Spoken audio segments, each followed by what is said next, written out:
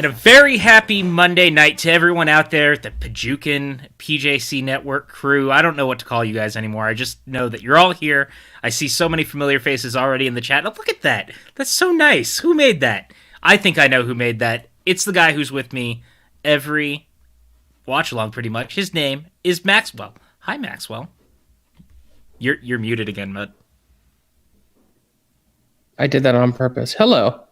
Hi, how are you? I'm good. I'm very clearly not where I usually am. I'm away for a couple days. You look very comfy. Yeah, it is comfy. And, originally, because I had a long night, if you follow me on Twitter, I had to take one of my dogs to the emergency vet at about 5 a.m. She's fine. She's doing well. So originally, I was just going to come on for a few minutes, say, hey, wish you happy birthday, and then not watch the movie. But I've changed my mind. I'm going to watch the movie. I love this movie, and in particular, I love the fucking gorgeous, sexy as hell panel we have. We have 3 guests who are so sexy it hurts.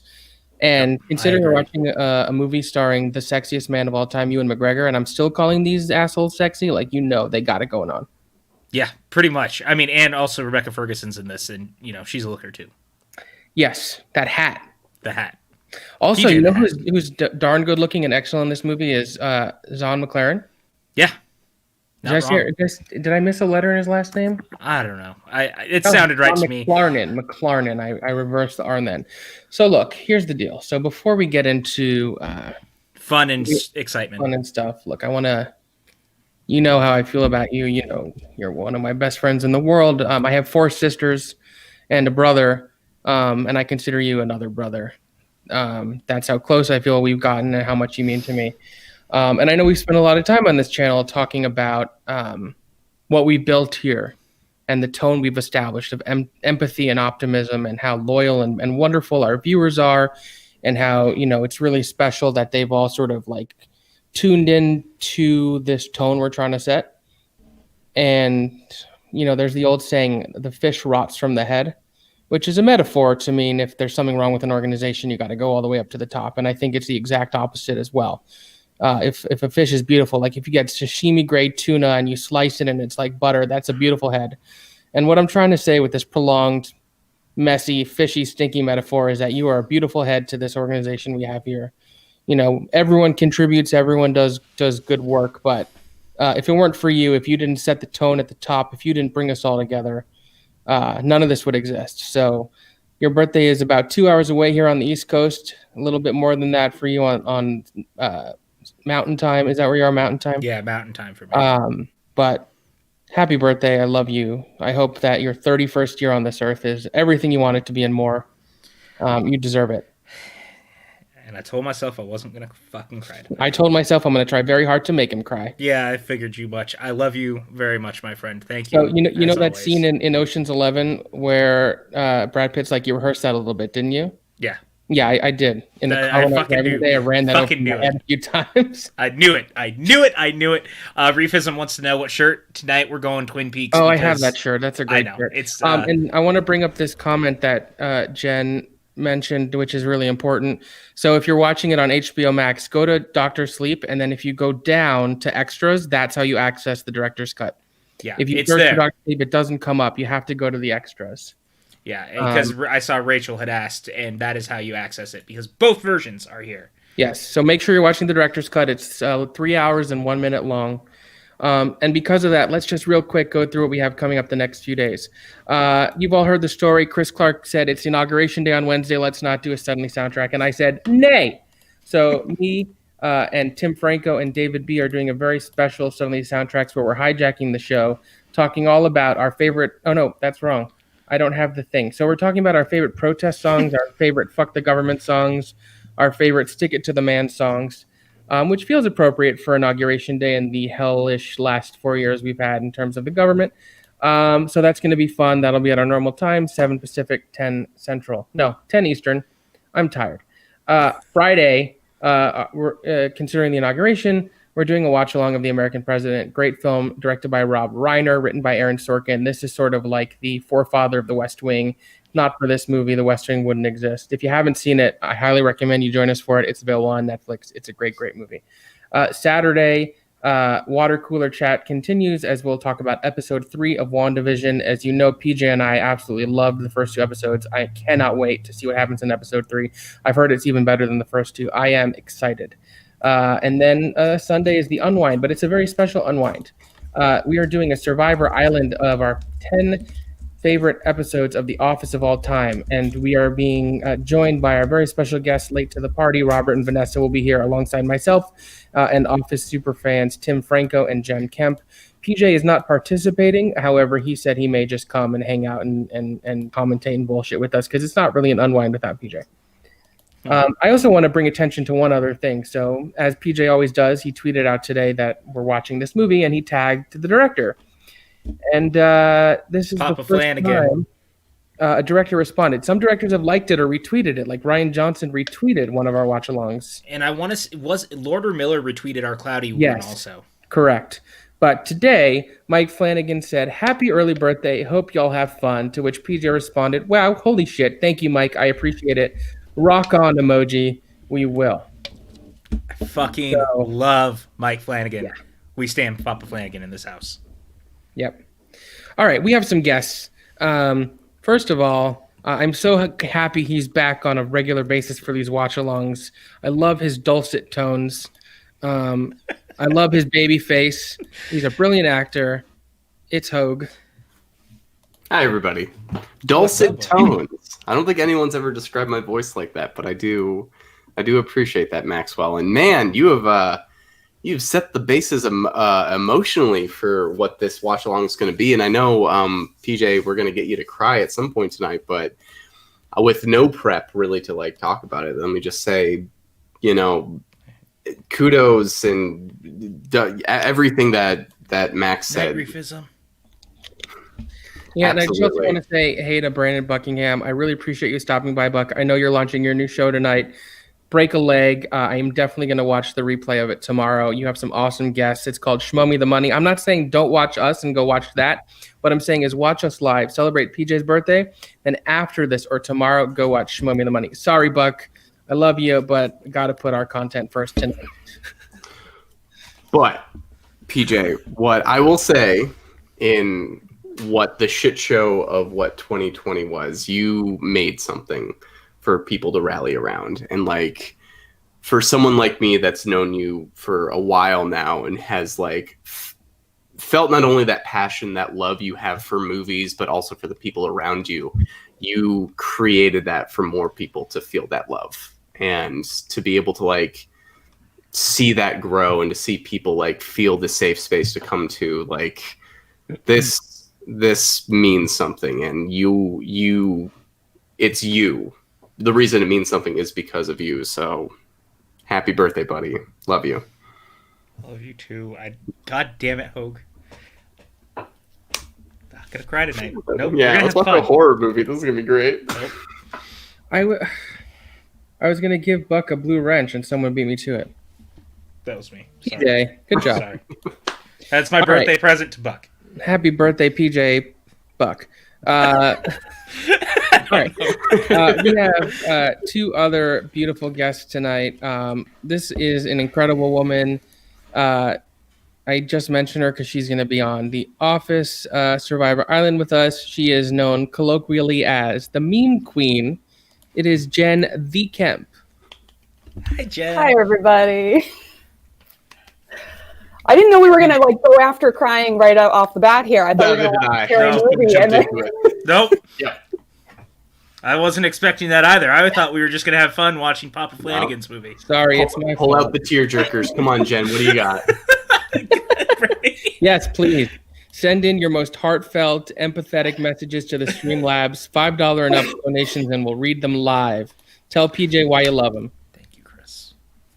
God, all of you are being so nice tonight. I can't handle it. This is the best. I mean, I'm very happy to be here. I'm glad I'm here. Unfortunately, we're not in person to celebrate PJ's birthday, but I think it's for the better because now we have this entire community that we've assembled over the past few months, and it's just a great place to be a complete weirdo and fill in with positive vibes because that's what we're really lacking in the world right now. So this is just a great group of people, and PJ is just a treasure. So I'm happy to be here watching a fantastic movie. I have not seen the director's cut yet, so I'm really looking forward to it. I don't know what's different. I'm a little scared about certain scenes being a little bit longer than apparently what they were originally. So I'm very happy to be here, and I'm looking forward to it. And we're going to make PJ cry tonight, so let's do this. Oh, we're not doing that again. But I love all of you. Okay, our final guest is my twin, one of my favorite people in the world. And I don't know if you watched the Unwind last night, but this person's husband decided to join our chat, not realizing it was live. And he decided to stick around, as you do. And because this person was watching it, and we were being particularly silly, her laugh, exactly right, Brandy, her laugh sort of became like our show had a laugh track. And let me tell you, this laugh is so infectious and so delightful. I can see her laughing now. It's Kristen Smith. And she's muted on top of it. So, okay, she already knew. Well, I don't want to start the laugh track off too soon. I mean, that would just be a shame. If you really get me going, I sound like a porpoise. So that's I get really squeaky. I go hee hee. So it's great. So if you ever hear that, that's me. Hi. Okay. I didn't prepare. I didn't prepare. Things. We have. I'm sorry to interrupt, but we have already received 3 incredible donations. 3 people donated independently from each other, $50 each. Which is just remarkable. Too much. Our first donation is from the illustrious Brandy, who says, "Happy birthday to the creator of the best channel on the internet." Brandy. The next donation is from Coach White, who says, "Happy birthday, my dude." And then the third one is from Mike K, who says, "Happy birthday, PJ. Thank you for everything you've done for this community, whether it's on this channel, the Schmodown, and everything in between." PJ. I think we did I it. love you guys. I didn't prepare anything sad, so I won't say anything sad other than I wasn't, I don't have any biological brothers, but I do have a lot of, extended family, and I'm happy to count PJ as one of my brothers. So thank you and happy birthday. And I'd be more than willing to buy you a shower curtain for any guest bathroom that needs one. That is such a specific joke for 2 people on this call. And those 2 people are us. It's so good. That's what I'm here for. I have very specific humor.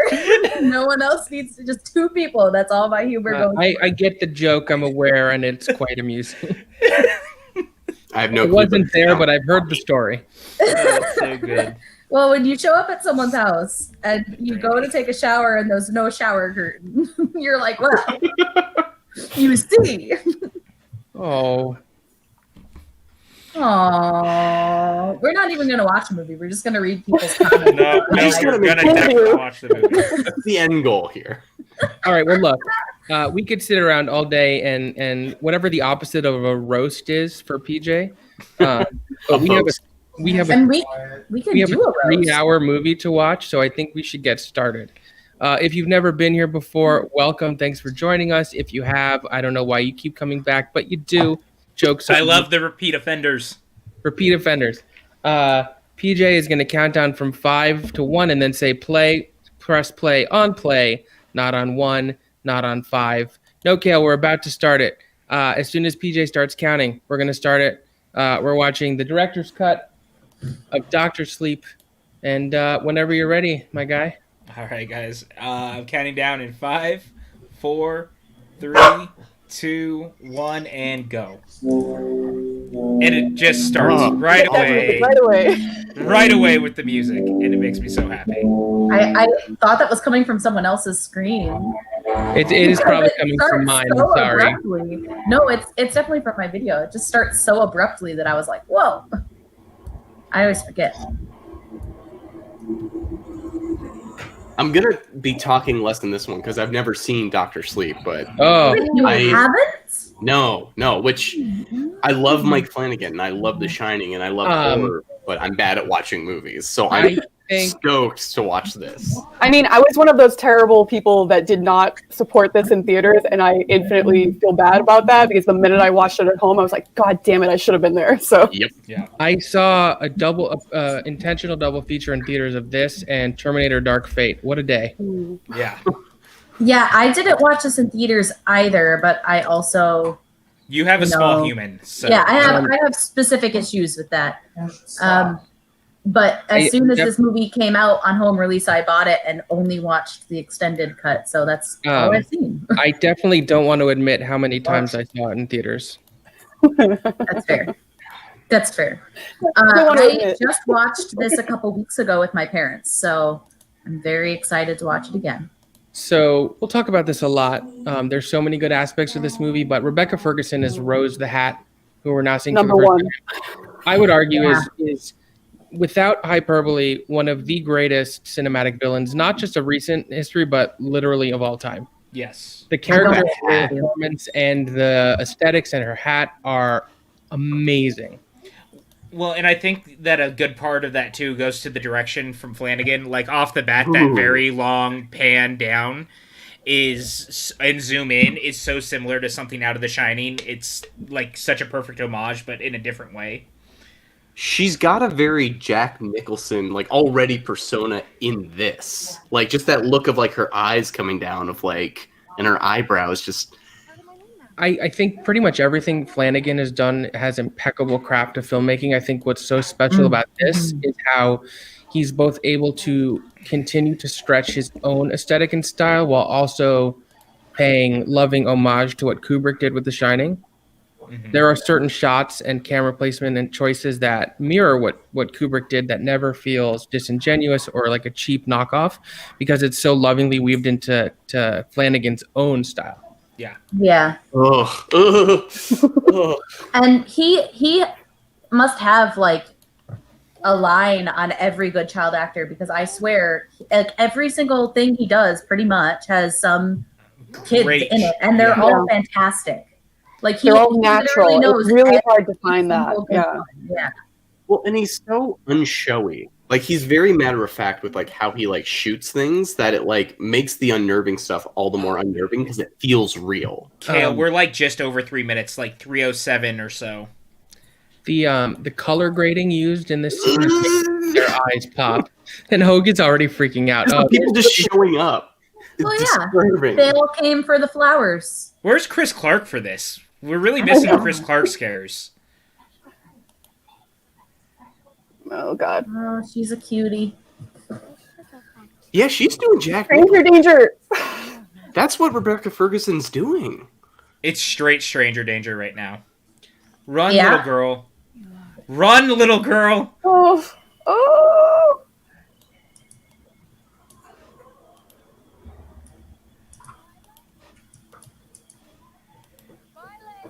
God. Yeah, Jurassic Park: The Lost World opening. You know what I'm saying? And that little girl was in Haunting of Hill House, wasn't she? She was one of the younger. Yes, she was the youngest one. Yeah, already the costume doesn't let up. The one with the bent neck lady. Yes.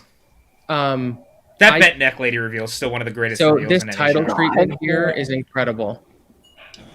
And then this, right here to just like go back to it. So for those who haven't seen the director's cut or the film at all before, the chapter titles are exclusive to the director's cut. And I like it this way too. I think it's a very cool thing. For the record, any footage that you think, they're reusing footage from The Shining, nope, they're recreated it. Just one shot was not recreated, and that was the elevator sequence. This here is recreated, which is impeccable. Yeah. Like, I know Uncle Stevie had his fun with Ready Player One, and I love that scene, but this takes it to a whole other level. Yeah, like, the Beard did a great job, don't get me wrong. Yep. But every chapter in this movie has a title. It pays homage to the fact that it was a novel.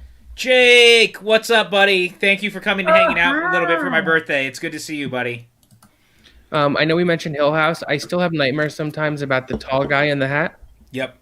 He, to me, was the creepiest one. Yes. That show, like, I don't know what it was about that show, but it made me so uneasy. I had a hard time sleeping for days. Like every time we'd watch an episode, I was like, which is great. It's a good thing. Yeah, and so much of it was just like the thought of what was being portrayed, like the whole being able to sense memories with the touch and everything, and touching a dead body, and that's like the thing that set me off. Like, oh God, so God. Dude, that wrecked me. Oh my God. Also, talking about Flanagan, if you guys haven't seen Hush, Oh God, Yeah. Hush is fantastic. it's on Netflix. One of my favorites. It's, his wife and John Gallagher Jr. in it. So effective. Can I just It's say, one of my like, favorites for sure. I really love that this is like they do that little sequence of Danny dreaming the events essentially. So it's like, hey, remember the thing that happened without doing like previously on The Shining. You know, it's just so effective. And then for this, well, and it seems so much that it's going to be like about kind of the PTSD of that event of Danny growing up and like how do you get over your father trying to like hack you to bits. The funniest thing about the casting of who plays adult him is he has played adult versions of childhood characters so many times now, like in Christopher Robin, and it's funny. He's like the go-to guy now. Oh, no. That's not good.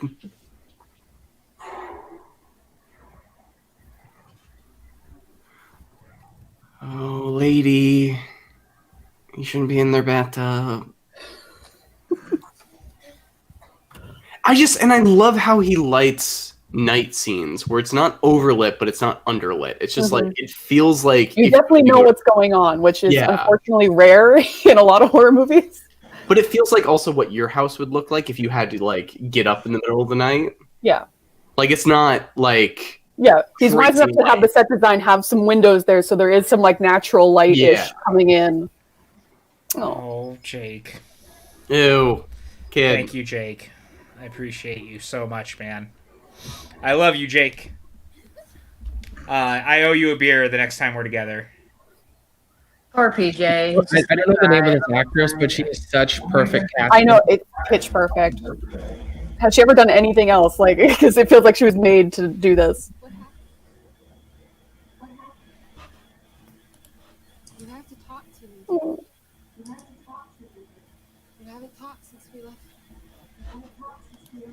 So this is his mom. This is just... Okay. And what a great... Like, the actress they got for this, she just so on point. Like, everyone who is recast is such a perfect...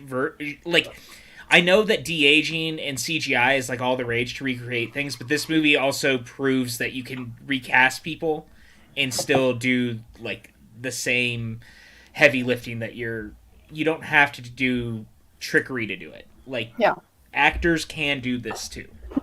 They are actors for a reason. They're able to embody another character and put a little bit of their own spin on it while still hitting the exact mark. And I like that we start out with this, this sequence here where he's a child because, it's after the events of A Shining show. It shows the continued impact that had on his life.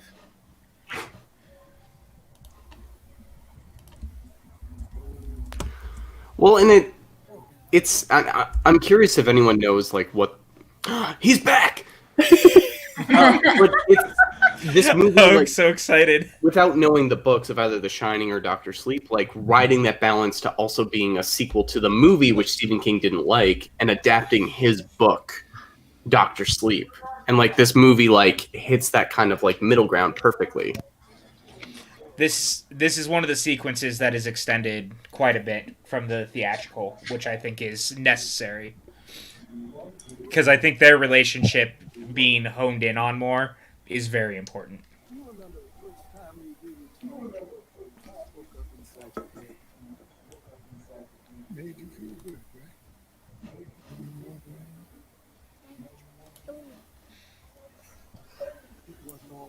It's so good. I just love the way they do this.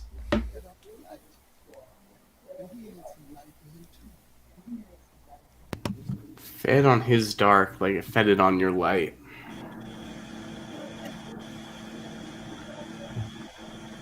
I'm like really I just watched this movie recently, and I'm still really just like, meh.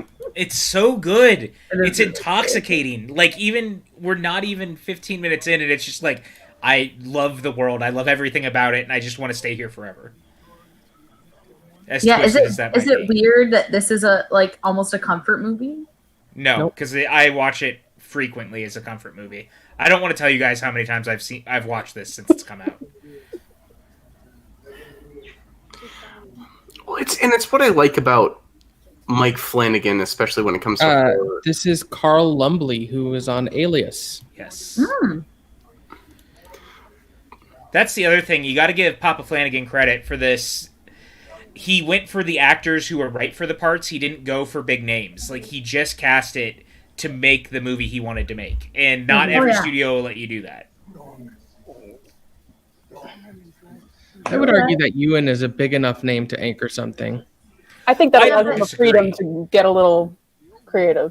Yeah. Get that one name on. Yeah, I mean, I would say that Ian was probably the right choice, regardless of if he I was. agree. Yeah. So Never a bad choice. I'm not just saying that because I think he's the right choice for everything, but It's also slow pushing.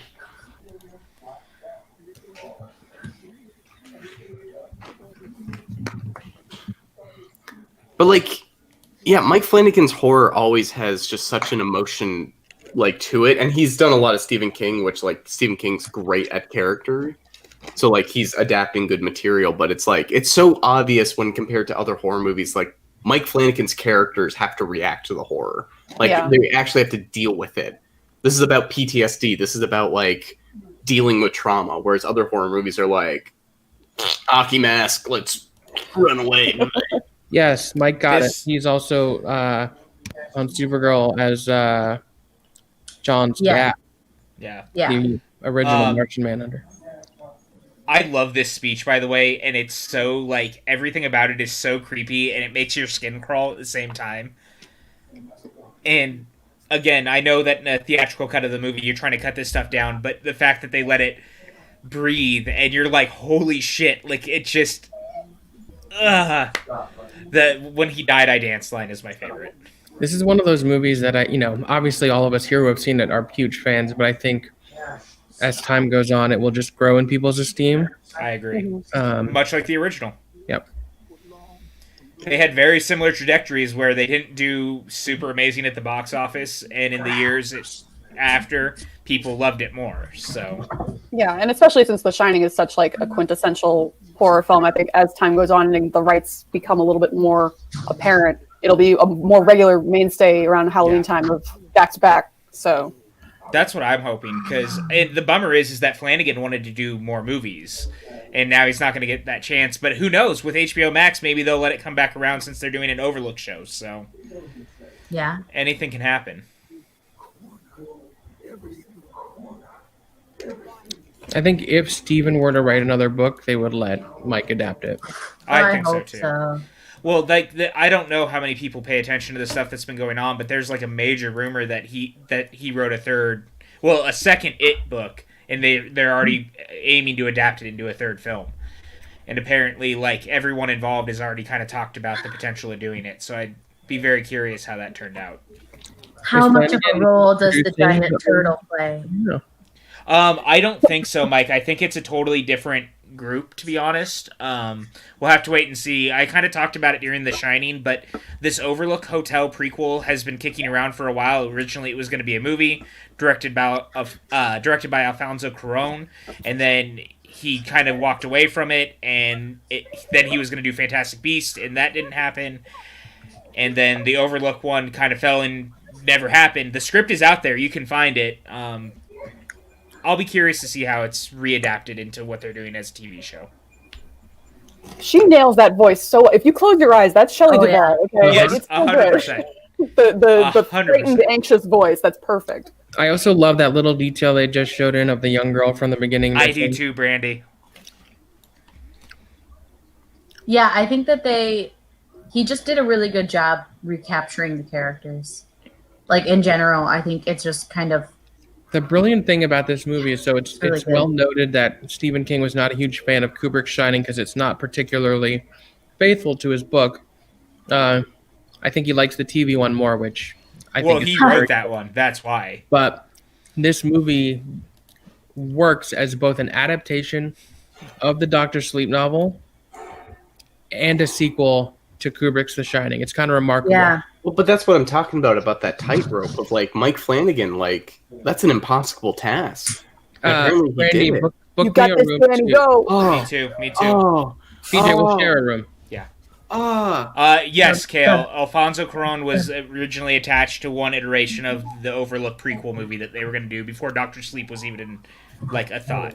Because I don't think Doctor Sleep had even been released yet. Doctor Sleep came after, and they decided to adapt that. I have And a again- favorite snack, by the way, it's pumpkin seeds. Ooh, those sound good. I really have to give credit to Flanagan for marrying a Stanley Kubrick movie, the Shining book, and Doctor Sleep, the book, into one thing. And it feels Wasn't- seamless. And it feels seamless. It was a Herculean, impossible task, in my opinion, that he managed to pull off, and that's pretty remarkable. Here we go. Has anyone watched Gerald's Game? Oh, and there's this handsome Oh man, my Yeah, Yes. Gerald Kid's really good. which I want to watch because Gerald Not Kid's just him, really like good. Del Toro. It's I mean- brutal, but it's I would amazing. say that about Cuarón and Del Toro, but they also both did just win director Oscars. Fair. So That's true. I can't really feel sorry for them. Yes, they both have projects that didn't work through, but they are, in my opinion, two of the finest filmmakers working today. And versatile. I mean, if you think the same guy made Gravity and Roma, it's kind of mind-blowing. Yeah, 100%. ooh, Ewan, what are you doing? Ew, ew. Well, you see.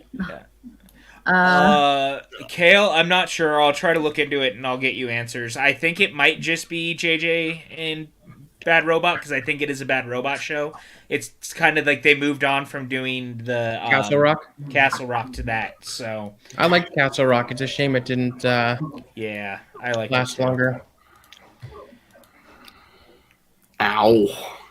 My film buffered right on him vomiting.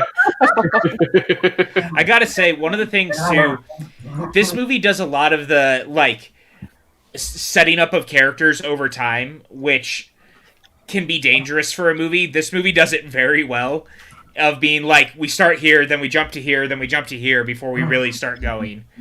It's also a good, a pretty serious depiction of substance abuse, Yes. Yep. Oh yeah. which a lot of like horror movies or big Hollywood movies, are very shallow in its depiction, and I think this sort of does a really good job. Oh, it's kind of harrowing, honestly. no, it is. Like, And this role and it has a lot in common with Train Spotting for Ewan. So he's yeah. been down this path before. I honestly think the hardest part about this whole scene is, well, we haven't got to it yet, but like for me personally, there's a very specific part of it that is like, oh no, that's Oh, too no. much for me. That's just too much for me. My heart cannot take that specific part. I don't want to ruin it for him. I'm trying really hard. Wait, I can't wait to hear an American accent from Ewan McGregor that doesn't sound weird, because all the trailers, like, he seemed like he had like a really good handle on this, because anytime he does an American accent, it like Well, is a lot of the Benedict Cumberbatch doing an American accent. American, he does like a Southern accent. That, or it is like Benedict Cumberbatch doing Doctor Strange of like, yes, I'm from New York and want a good cheeseburger and some fries on the Really side. round out your vowels. Yeah. Yeah, I don't see any problem with that. Me neither. it's fun. I do like it, but it is like the Mauritanian trailer with Benedict Cumberbatch. He does an American accent that sounds great, sounds normal, but like in the trailer for this, Ewan like seems really dialed into. Okay, I thought it was about to be like a ghost baby, and I was not ready for that. No, just a regular. Just a regular baby, which would be one. even more terrifying. It's kind of worse, honestly. Did you just steal money from her? Yeah, it's so sad. Hmm. I love that. Hugh Laurie in House, Mike. Great, Yeah, that's fair. great American accent. Yes, I was shocked when he was. There's actually a story that the producer of that show, and I won't say his name because he's a fucking piece of shit who should be in jail, was watching audition videos and watched Hugh Laurie's and goes, see, this is what we need, a real American guy. Haha. Gotcha. And I love the visualization of his like mind box too. Mm-hmm. Yeah. Yeah, this is so sad. This poor little kid. The fact that I love that line though. Wow. It's like you can't just repress the memories you don't. Yeah, that's deep. Holy shit. That's this movie, dude. I told you.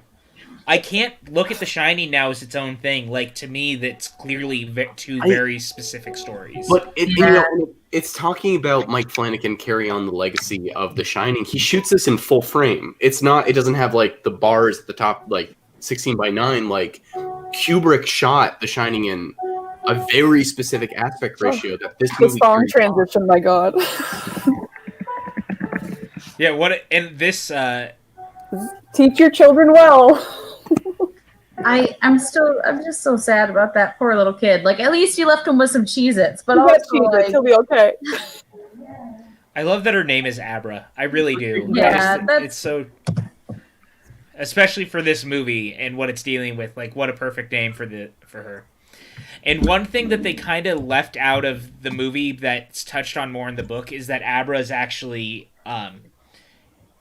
related to Danny and was actually like Jack's bastard grandchild, essentially. And so in this, when she like calls him her uncle, it's supposed to be kind of like a nod to the fact that they don't touch on it, because Flanagan's like, you can kind of insinuate that it might have happened, but like, yeah. To what you said, Hogue, both this and The Shining were shot in 185:1, as opposed to 235:1, which is more of the traditional widescreen where you'd have black bars on top. So it's not full frame. It's not like Academy ratio. But it's specific. But it is specific. Yeah. And I think it was more common in the 70s. But it's like Flanagan is a smart enough director to know that like we need to carry that on, especially for this film, whereas a studio would be like, that's creepy. That's really creepy. If my Like, piano what do you do? itself and I didn't own a player piano, I would get the fuck out of the house. and this was added Yeah, off. wait, you just go back too. to For the bed? record, Like, really? Elizabeth is on the couch shaking her head like, "Yup, we'd leave." Yeah, I would have. I'd 100% leave. Are you fucking kidding me? No, absolutely not. Love haunted house movies, but 9 times out of 10 when I'm watching them, just leave. Which is why like I like Right. Insidious so much, because or The Conjuring, they explain it's not the house that's haunted. The Yeah. child. Yeah. Yeah, that's why I'm so excited for Insidious Chapter 5, because I want to know how they're going to deal with that with him in college. Like, Is I'm that fascinated. Elle Fanning? No. It's not, but she really looks like it. I It spent the really, whole first watch with her going, is it Really name is, looks like her. um, Oh my god. another Emily Fanning. It's Allen Lind. She's gonna be on the new Gossip Girl. She was in Heroes, wasn't she? She was on Revenge, All My Children. No, she was on Eastwick. I think she's really good in this movie. She looks like someone that was in Heroes at one Really, point. really good. And she's only let's see. She's born in 2002, so she's a child. I love this scene. Nope, it is not a player piano. Oh, wow. No. Kale says he's been to this theater. So I know I mentioned him before, but I think Zahn McClarnon is such an incredible actor. On season 2 of Fargo, he's miraculous. And he's also in Resolution, that movie I was talking about that Benson and Moorhead did. That I can't wait to watch. Jurassic Park he's moment right awesome. here. I meant to watch it today, but I got sidetracked putting comic books I away. think he has such a cool look in this movie with his hat also and his facial hair. He looks awesome. That And was such. I love him and Rebecca together. That was Yeah, such they a got Spielberg moment. good hat chemistry. They do. So I loved Revenge also. My biggest problem with Revenge is if I created the show, every episode would end with Emily Van Camp on the beach on her knees screaming revenge as the camera craned up from her. The only thing I would have changed. Otherwise, it was a great show. How very Planet of the Apes of you to go that direction. Even if I don't understand how that dog was so flippin' old. That dog would have been like 22. Goldies don't live that long. When you see it, you say out loud. The Plaza Theater in Atlanta. Huh, I have to make a note of that. I think that most of this was shot in Atlanta, so that checks out. I mean, so much is shot in Atlanta now because they have such good tax credits. Yep, they're becoming Hollywood of the South. It used to be North Carolina, and now everything has sort of moved over to. Yeah.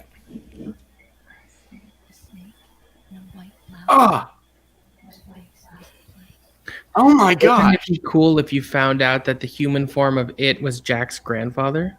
Ooh. Wow. To be honest, anything is possible inside of Stephen King's universe since it's all tied together thanks to the Dark Tower. So. Stuck on the blood. That's not good. What if you had like hepatitis or something? Well, that would be unfortunate. Yeah. You want to leave me alone. One thing I like about this movie too is that similarly to The Shining, I think that the score is really great and just kind of plays underneath the movie and just heightens the tension. Like it's ratcheted up at the right moments. Just even the way she says that line is incredible. Yeah. Well, hi there. Rebecca Ferguson just might be the MVP of this movie, you guys. I'm not gonna lie. I mean, let's not lie. She's the MVP of Mission Impossible: Rogue Nation and Fallout, also. And The Greatest Showman. Yeah. I mean, look, I like The Greatest Showman a lot, but she stands out. I don't know if I call her the MVP of that only because she's not She doing doesn't sing. Yeah. Oh, yeah, that's right. I think she's really good at Held that singing, scene, but Guys, that was such a great scene. Come on, like, oh man, like the fact that it like touched on like predatory aspects and like these people exist in the world. What would they use it for? And like, oh my god, it's. Hoag's not ready for what's gonna happen. No, I'm like so into this. This is my favorite kind of horror movie. Oh yeah, my god. This movie is phenomenal. It goes many different places. That's awesome. places you Apparently, don't they wanna actually go advertised there. on the marquee that they shot the movie there. That's incredible. That's Did so it funny. play at that theater? Because I would love to have seen it. That would be so meta.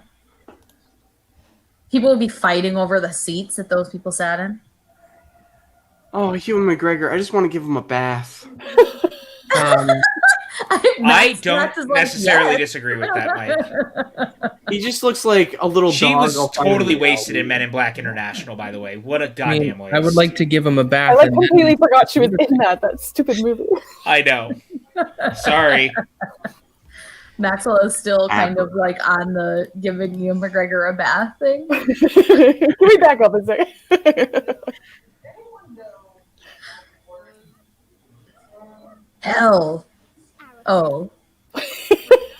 Kale said they did show it there, by the way. That's fucking amazing. That's so cool. Oh god, I would have loved to have seen it there. I feel like they should show it there. every year. PJ, one day, even if they're not doing it, we should just call and be like, "How much to rent a theater and to watch Doctor?" Down. Let's fucking go. yeah. I'm so in. By the way, for those who don't know, this was the original introduction of Abra in the movie. The scene with the piano was added before, so this is where you originally met her. And I think that the piano sequence works even better Oh, than what easily. happens here. No. No, whoops. No, not yet. No. Not I yet. like this guy. But also, thank you, Rachel. I appreciate it. Thank you for stopping by. Our You're the favorite best. owl. I only know one owl, but they're the best owl. I love Mark magic Flanagan tricks, is guys. so good at like realism of like Yeah. it just feels natural the way like these people are talking. Yeah. Well, yeah. He definitely seems like an actor's director. Like he definitely has his Yeah. own style and everything in terms of setting and everything, but he gives them time to really hone in on their performance, and I think that's And just that ability to accept the weird and the paranormal. Happy to be the best owl around. Aw. Aww. You are The other the thing that's best so owl. great about this movie is Abra's an incredible character. Yeah. Yeah. And the actress who plays the older version, Kylie Curran, is See, So like I good. said, what a great to go That's from the so piano good. to this is Okay. is such a the great spoons on the transition. ceiling is so creepy. I just felt chills up and down my spine. Yeah. Like that's Yeah. so scary. Imagine you walk in and there's spoons on the ceiling. But it's like One imagine day- just so describing proud. that to people. I One do love day, one I'm of, gonna walk in my house and Kara's Yeah. gonna have spoons on the ceiling. one of two things is happening here. Abracadabra. Either there is no spoon They and don't we're feel in the it. Matrix, or I'm getting the fuck out of the house. Yeah. 'Cause True. the piano one, you could start thinking like, oh, there's something spooky going on, not necessarily her. And now it's very clear that she's the one doing this. So The God. handshake and then Oh, and the interior of the look at that. that's good to know, Kale. PJ, we're in. We're going. And I know this as someone who's rented a private theater before to try to make sure that you can have a good time still during the pandemic. I have actually. So the last time I did it, I got sick. So I've rented a private theater Thursday night, and I'm finally going to see Wonder Woman on the big screen. I haven't seen it yet. I can't wait for you to watch it. Yeah, I hope being in the big screen and away from distractions. Oh my God, Brandy, Brandy. no. I'm gonna die. Never say never, Mike. Directors have said in the past that they won't go back to things and then they shoot shit. Like, Give it you never time. know. Yeah, give it time. I want a third haunting series that's an adaptation of The Woman in Black. Me That's too. great. That's my That dream. would be really good. Maxwell, when this is all over, we also need to go see The Woman in Black again. Oh hell yeah! If it's still playing. I literally had tickets to see it March 15th, which is the day know. Broadway shut down. So we're taking everyone here with us on the panel because you guys are not ready. Hogue is going to lose his fucking mind because it's a stage play. I saw it in I'm London. ready It's for it. amazing. Yeah. It's, I'm ready it for it. scared the shit out of me. I'm It's still so scared. effective. What stage play? The Woman in Black. It's Ooh. 2 actors, and it's an incredible exercise in old-fashioned theater sound design and lighting. That's It's it. fantastic. I'm very It's excited. dude. I felt haunted for about a week. Well, and a I was half. also sitting on the aisle, and I was like, "Oh my god, I'm gonna get attacked," because I'm it's sort of so immersive. into that. I'm ready. Like haunted houses. A Woman I'm in not Black, sure. Rachel. It was playing at the McKittrick before the shutdown. Or I'm sleep. ready to just do anything, honestly. Like, get me So- the heck out of here. She called her a pusher, and my mind has been wrecked forever. Anytime anyone and anything gets called a pusher, I think of Mean Girls. I know. I'm a pusher. I push people. I can see that. What, like a drug pusher? Right. Kale, it's off Broadway, but yes, if you get a chance, I absolutely recommend. If you see like it. horror, it's highly recommended. Me too, Brandy. Yeah, I have never been in a theater so quiet as when I went to see The Woman in Black. Like the entire audience just gets sucked in. Yeah. And it's amazing. You don't even want to breathe too loud. No. It's very scary, Matt. Like, It's very- like if you went to the quiet place in the theater, think of that, but like times 100. Yeah, So, I honestly, and I told Maxwell this. Like, I had nightmares the night we got home from it. and then and- I mailed PJ a copy of the book to keep the scares going. And the first thing I watched when I came back was the Daniel Radcliffe movie. Which And is I really waited good. until I like. like I do too, and I waited till like midnight, turned off literally all the lights in the house, and it was maybe the second creepiest experience I've ever had. So we're about to be introduced to another character that I absolutely love, Yay. played Yeah, by he's one really of like the great character actors who I think is widely underappreciated. yep, Agreed. And I really think this is one of his best roles that he's ever got to play. yep. Yeah, Always it's a pleasure really to good. see him. This I is love this like miniature town village. Yep, they brought it back. Yeah, just sound Brandy. design. The sound design in this movie is kind of like as somebody who wants to direct horror movies, like this is a dream. Get Mhm. like Right. both our cast with like an Take notes. emotional, like this. Yeah, like I want to like study Mike Flanagan because this is just you should. a book of. I want to interview Mike Flanagan. Ooh, Just well, him and visual. PJ are best friends All now. right. So Here we go. It's Cliff Curtis. Yeah, Oh, look at Hogue. I love Curtis. I love Cliff Curtis. It's one of the reasons I like Die Hard 4 so much is I think he's such a great addition to that movie. Like, Yeah. and I mean that, like, in all sincerity, I think he's one of the best characters in all of Die Hard. For whatever reason, he's always stood out being in that movie. Also, Yeah. Sun Kang is in that movie for like half a second. Sung Kang is in We Can Be Heroes. Is he really? Mhm. I didn't realize that. I'm gonna watch that this week. Finally, It's fun. I've put it off too long. That cast is so good, and I love that it's tied into both Spy Kids and Shark Boy and Lava Girl and all the things that Rodriguez does. That includes Machete. I sort of like that Cliff's character, Billy, like just immediately sees what Yeah. Danny has going on. He just gets Got it. a little He's shine been to him, there. too. Yeah. Yeah. Well, that's what I like so much is I think their relationship is so great. Like, there's such a feel of I've been there. I know what you're going through. Like, let me help you. I don't want to see someone else go through what I've gone through. Well, and that's McGregor's nice. got a shiner. You know what I'm saying? With that black eye. Hey, Yeah, will you guys reach for this room Yes, is Gail. a steal, 'cause Yes, yes. That release is amazing. I sent pictures like to Jen as I was going through everything, and it was chaotic, and it makes me happy.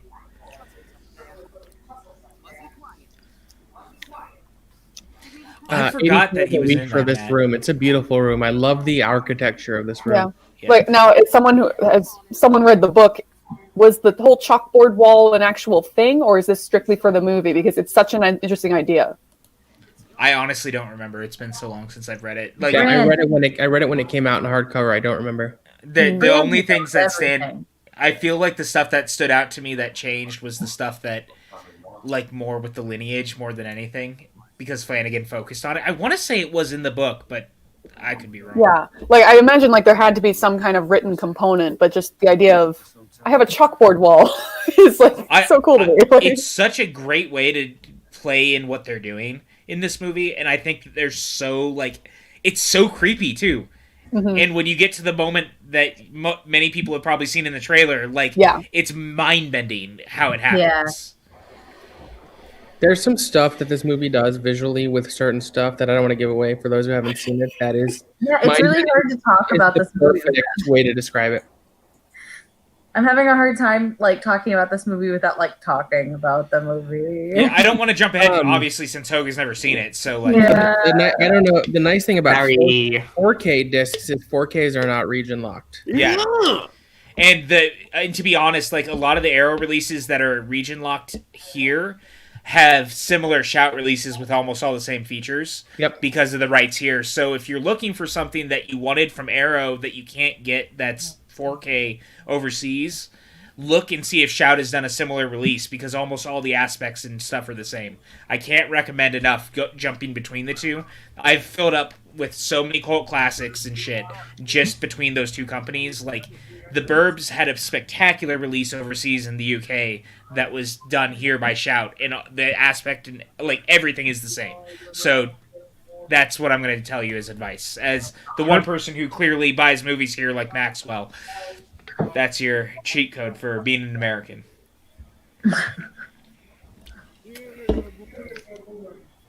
I love him so much. He's a great character actor, and part of the reason I wore this tonight is because he's a huge part of Twin Peaks. He sure is.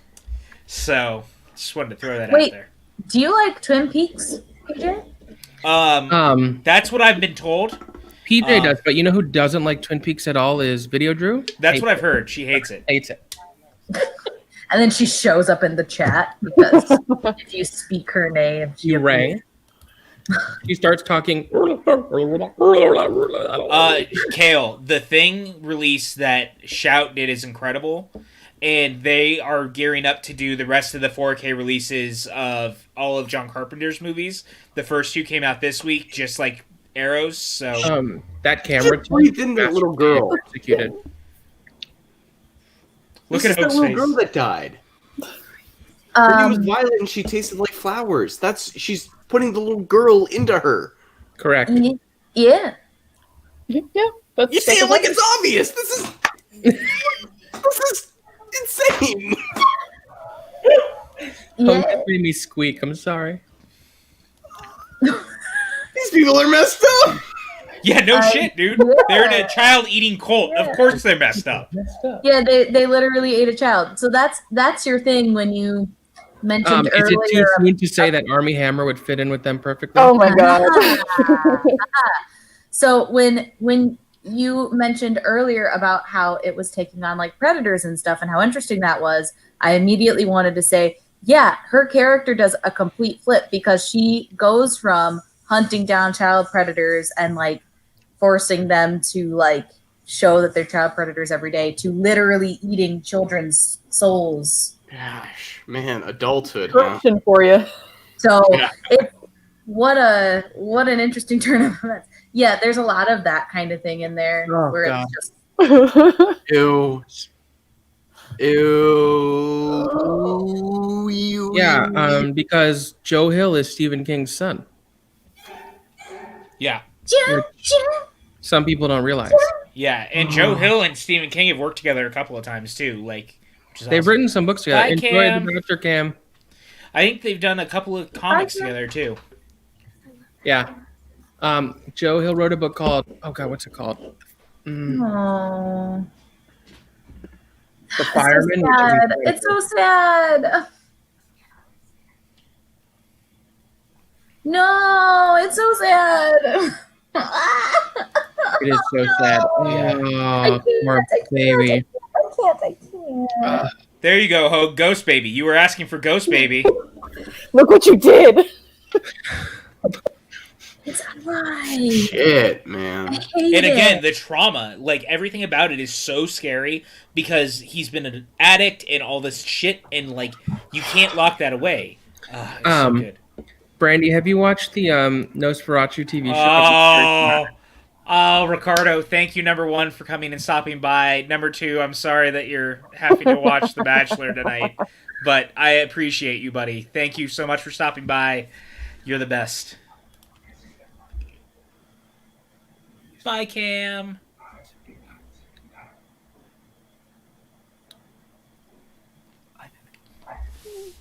That line is so good, and it's something like even Eminem uses it, like the "I'm sick and tired of being sick and tired." Like, there's nothing better than using that as any form of how you're feeling in life.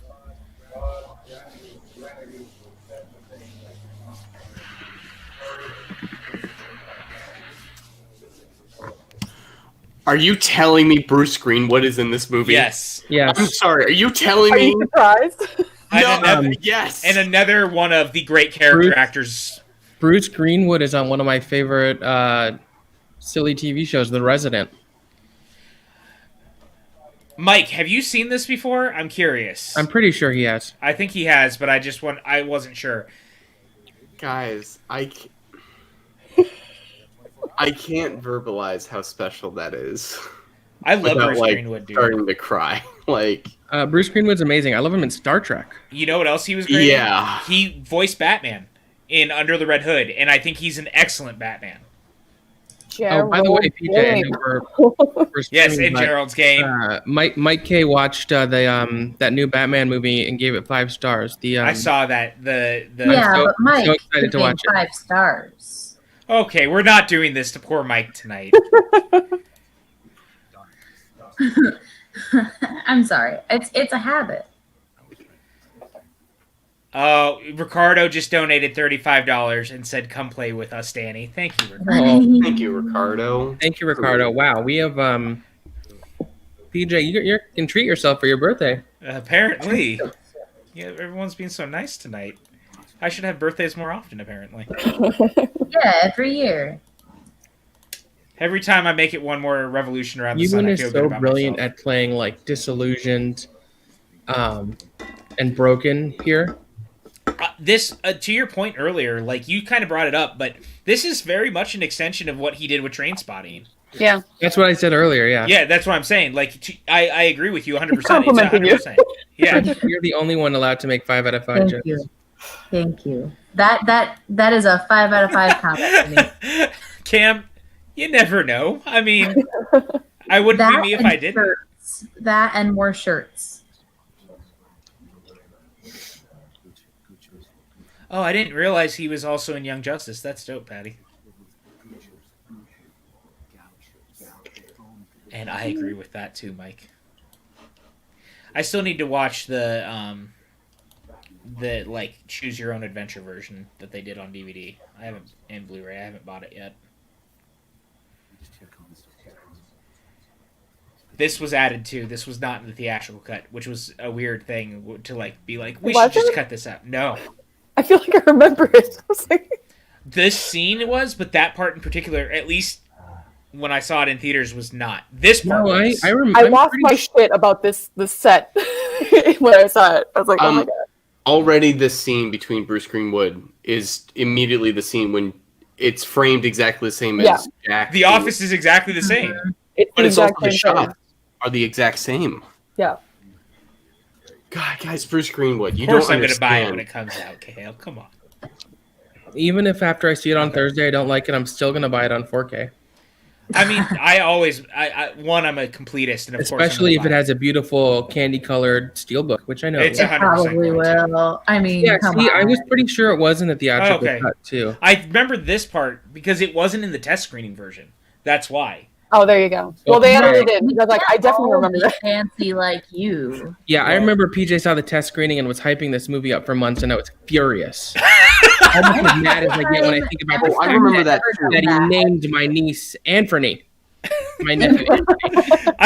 I'll never forget that I left the theater and I was like, "Hey Maxwell, I just saw Doctor Sleep," and he was like, "No, you didn't." And I was like, "No, I promise you, I just got out of Doctor Sleep." And then I said, "Go fuck yourself." yeah, It sounds about right. I'm still not as mad about that as I am about a certain someone with a certain Enya who saw a certain hip hop musical in a certain part of New York City We don't bring that up. We don't bring that up at all. Yeah, okay? we don't need to Because talk about he that. more than stopped once. talking about it.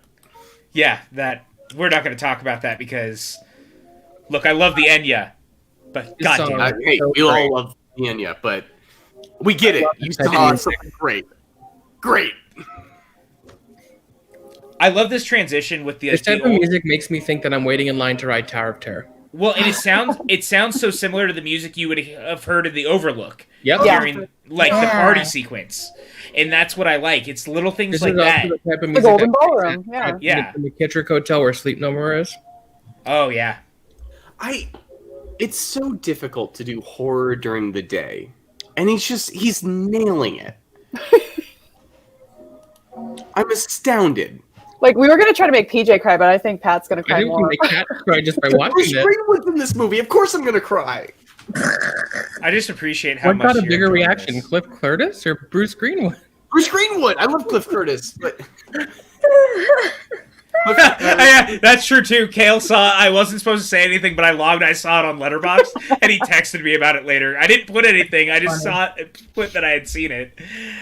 Oh man, it's a good thing Hey, you know WB what? didn't pay attention. I could have gotten in real trouble for that. Yeah, you've never said anything about any pre-screening before. Not on purpose on stream where I could get in trouble. That's accurate. You are anything- very careful about on screen. I don't remember what it was. But we were on a stream of some sort, and I had seen a test screening, and I don't remember what it was. And someone said remember. on stream that I had seen the movie, and I was like, no. Like, I remember that. I remember. What was that? It was oh god. It was a certain Disney live action remake.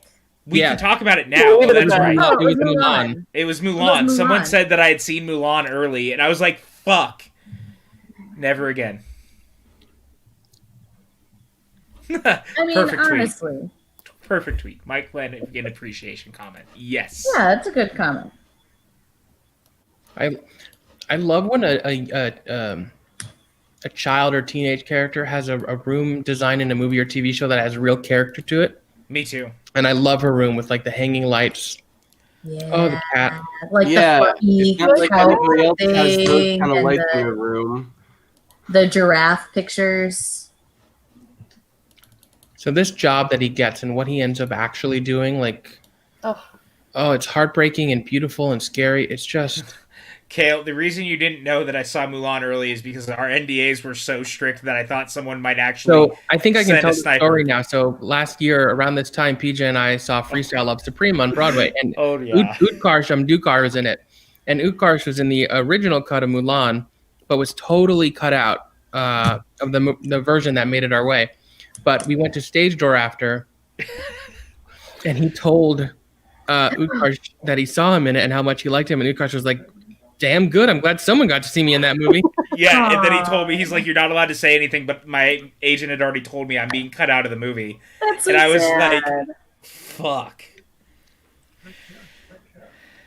This part's really like the cat. Yep, the cat always. So it's so funny because anytime funny anyone cat. talked about Doctor Sleep, this was the only thing they wanted to talk about when it came to the book. Was The look- that the look that the cat gives is so haunting. I don't know where they Yeah. found this cat, but this cat deserves an What Oscar. is wrong with this cat? So Ezreal's also the name of the cat from the he Smash knows. movie. He knows Mulan. what he's going for. Mulan. Kale. Mulan. Yeah, Mulan. I could tell you all about what happened in the movie. And it's so weird watching. Like, Maxwell and I have had to talk about it because I like the movie a lot, but I kept, like, I can only see it as the original version of the movie I saw in my head, and so the stuff that's missing feels like glaring omissions. I would love to see a director's cut. Yeah, and so it's a whole. I enjoyed it too, for what it's worth. Yeah, and look, and that was the thing. Like, when you and I were talking about it originally, Damn it, this is a 5 out of 5 joke. This cat deserves an Academy Award. yeah, me too. Yeah, me too. When he said it, and I was standing right there. I was like, "Oh my god, Utkarsh!"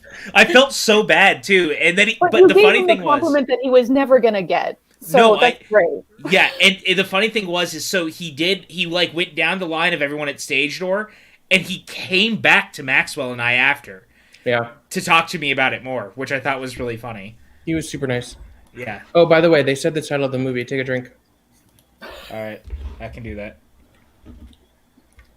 I'm just gonna sit like this and be a cat until someone acknowledges. Oh, it was adorable. I saw you doing it. I know. I got tired of being a cat. The version I saw was massively different than the version that's currently been released. I like the movie a lot, but there's stuff that I think that should have been still in the movie that was cut out. I could do an entire thing about it, but I'd probably actually get in trouble if we talked about it on stream. So that's going to have to be something I can talk about later. You don't wanna mess with the mouth. Ask about it What's in the the math next for patron AMA when the video is unlisted. Yeah. Patreon AMA is coming up, by the way, so It's true. keep that. Brandy, the cat Me too. Sarah's, and she took them back at some point. So Kale, I don't.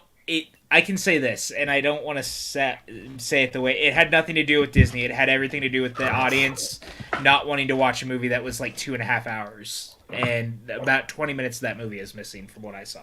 Can we just say Ewan is rocking these scrubs? Yeah. He's also rocking the beard. Let's be real. Guys, Yeah. He just did a night shift. He looks great. guys, that's This right here. Well, and so that's what I was gonna say is before I went down this whole Mulan thing. Like, everyone who read Doctor Sleep, all they wanted to talk about, the only way they talked about it was a book about Danny in an old people's home, and I was like, it's so much more than that.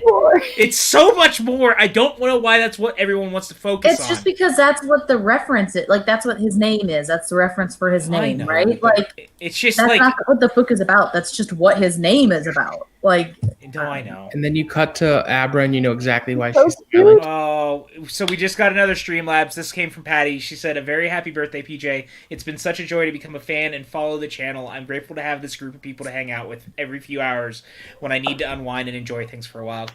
Patty. Cheers to our fearless leader. Thank you, Patty. Welcome, Patty. Thank you, Patty. Glad that you're The best. here. Okay, Come on. these shots with this music, I have chills. But like that scene of him I also think I'm- talking the guy through his own death. Are you cool?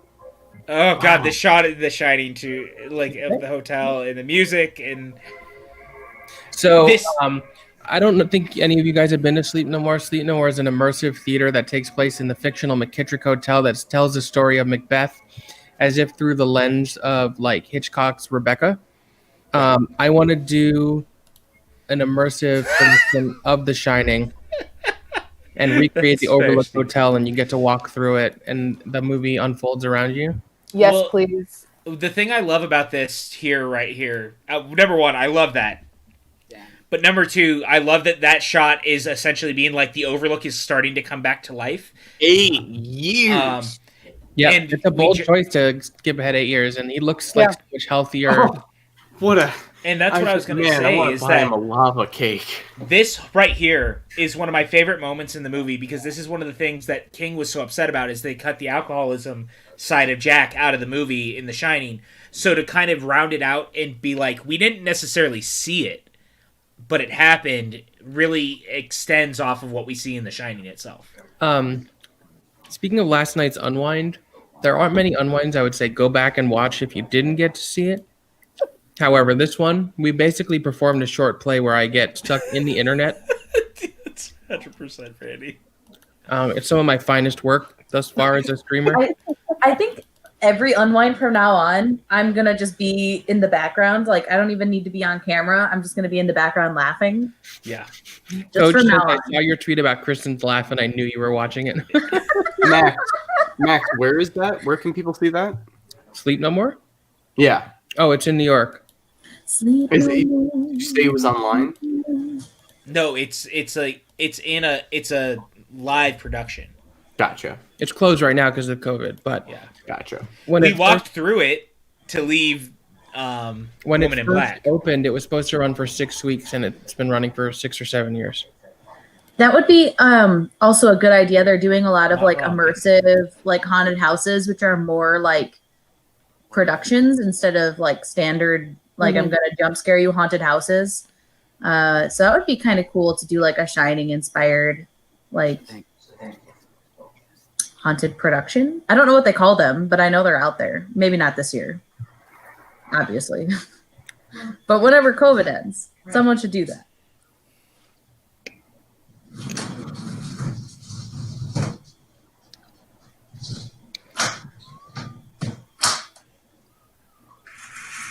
That cat, oh my God. Damn cat.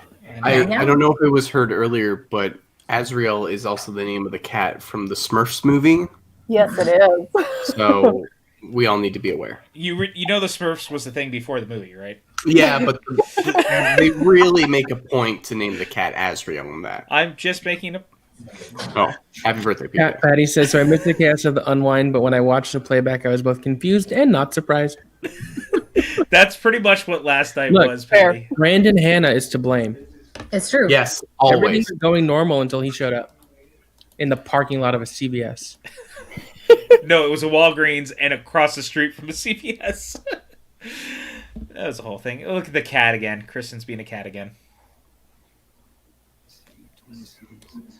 This is one of my favorite moments in the movie right here. I just love the way it...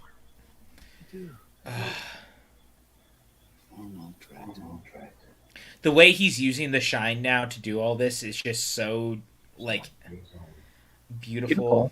And the complete opposite of what the cult is doing. So it's just, Yes. it all comes together. Which is what I love. Yeah, he's using the shine to, like, put good into the world and, like, make people comfortable, whereas they're trying to use the shine to live forever, where he's trying to, like, he's a ferryman, essentially. Yeah. Like, Well, but this has brought him to such a place of peace as well. Like, he's come to terms with so many of his demons because of what he's doing. I feel like it was fate that he ended up in this job. yeah. Oh, yeah. Well, and I think that that's kind of the thing, right? Like, it was the same reason that they ended up at the Overlook to begin with. It was like life continues to find a way to put Danny in the right moments and Yeah. right places. He did not meet Cliff Curtis for no reason. Right. I mean, like, his nickname as a kid earlier in the movie was literally Doc. I mean, like, I know. it is. It literally is just like a wheel of fate.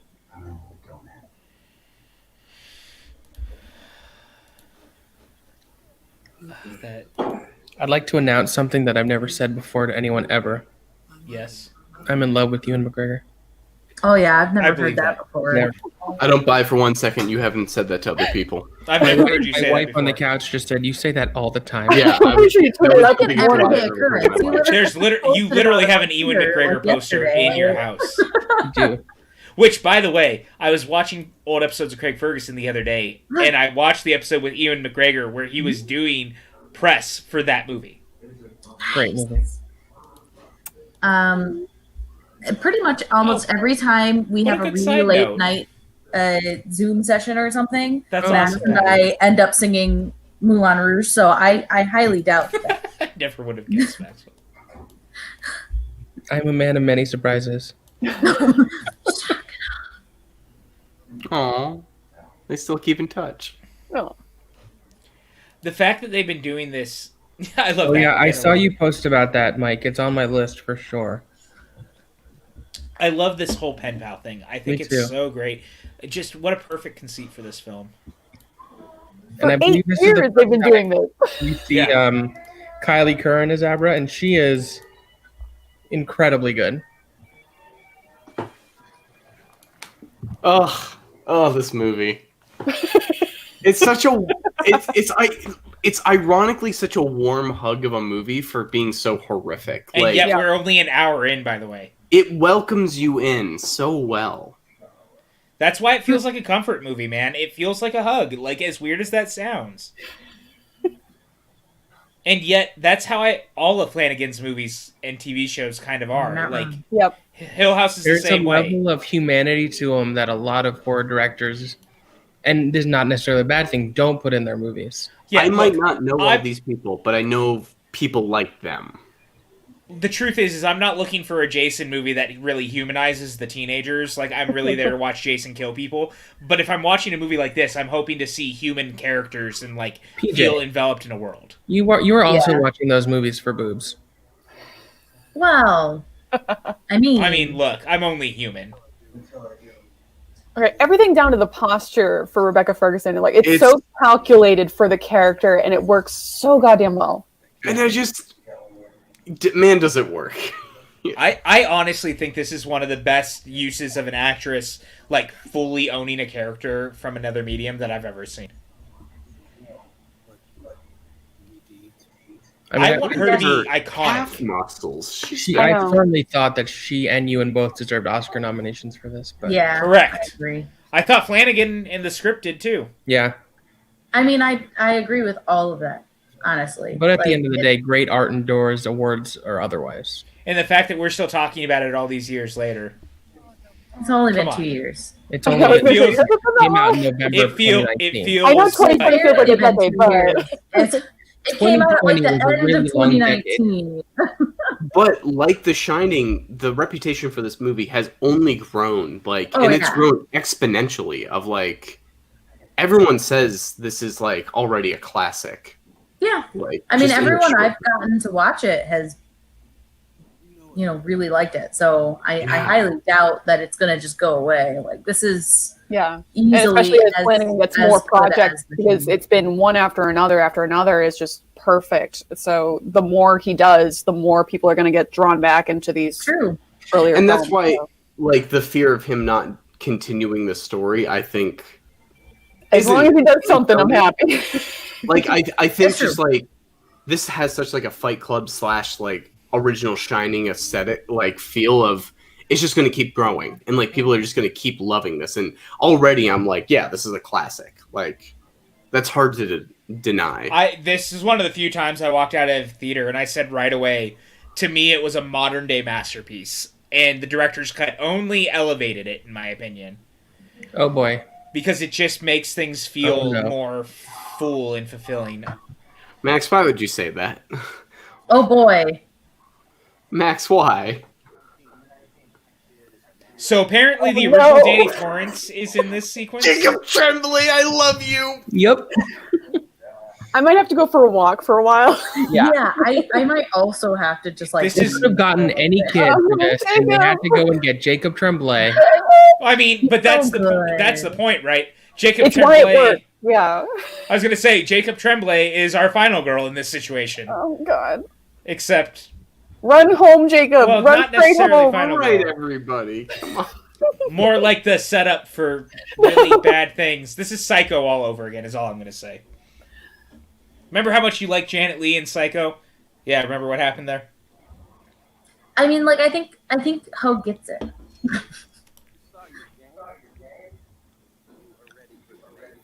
Ooh, that's interesting. Mike said that he knows that Flanagan's comfortable in his horror wheelhouse, but he'd like to see him take a hard left and direct a Victorian-era romance. I'd watch the shit out of that. I mean, after the second season of Haunting, Blind Manor, like he kind of went there a little bit already, so he definitely can do that. So apparently, the one in the blue hat was the original Danny Torrance. That's awesome. Oh God! Thank you, Brandy. Jacob, you're breaking my heart, Jacob. Jacob, no. And they 100% chose him because we all like Jacob Tremblay, and they're like, so cute. Yeah, precious. If anyone wants to feel bad about themselves, Google Jacob Tremblay's parents. What is that supposed to mean? I don't know what that means. They're too attractive, is what I'm saying. Oh. And one of the things about the director's cut is this scene, which is the most terrific scene in the movie, is even longer. Oh, God. I agree, Kale. I would love to see Flanagan do Star Wars. Oh, Actually, God. I'd also like to see Flanagan do an Indiana Jones anything. TV show, movie. I just like Flanagan can do whatever he wants at this point. I think he would do something really good that's like Amblin-esque. Yeah, that's why I think that Indy seems like a natural fit for him. Like, Mangold makes the most sense if you're taking Ford out of this picture. But, like, if you want to go back and do prequel movies or something, Flanagan's Yeah. your dude. Yeah, this scene is tough.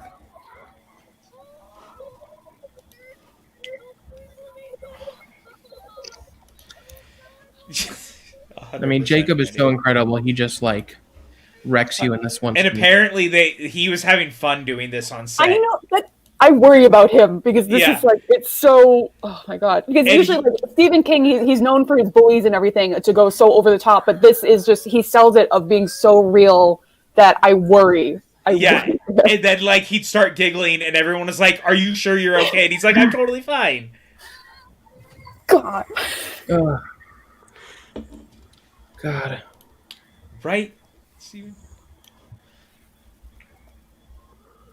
Ooh, that would have been good, Kale. That would have been interesting. Flanagan doing Rise.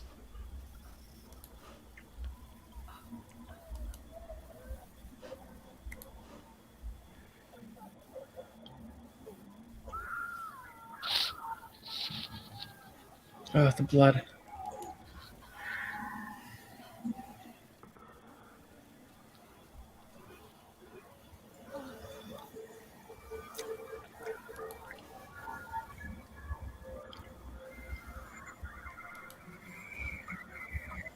Oh, this sequence is so horrifying. Terrifying. Yeah, my child is never leaving the house. Patty. And that's why they do it, though. Because they know it'll get to you. Yeah, my child is never leaving the house again. No baseball. 100%. She's never leaving the house ever.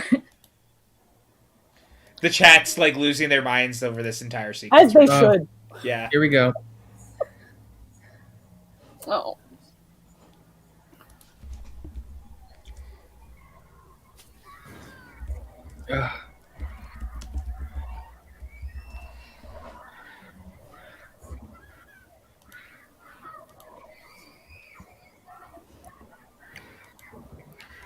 Mike, the cinematographer was Michael Fimogarni. I'm not sure if I'm saying it correctly, but he also directed To All the Boys, P.S. I Love You, and To All the Boys, Always and Forever. So he's directed 2 movies for Netflix. He also shot all of Haunting of Hill House. Yeah. And he's doing all of Midnight Mass. And he did the cinematography for Fast Color, which is beautiful. And Gerald's Game. Oh wow, he's done all sorts of stuff.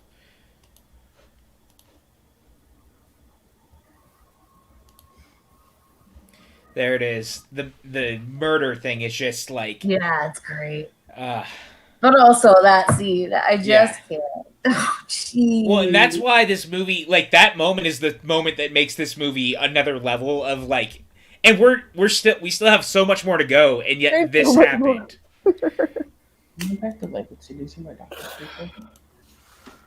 Yep. Right, Rachel? Goosebumps on top of goosebumps. I actually have a Dr. Sleep promotional blanket at home. Patty says, I think Hogue is broken. I don't disagree. Oh, God. Oh, man. Going. It's so much worse than the director's cut. My God.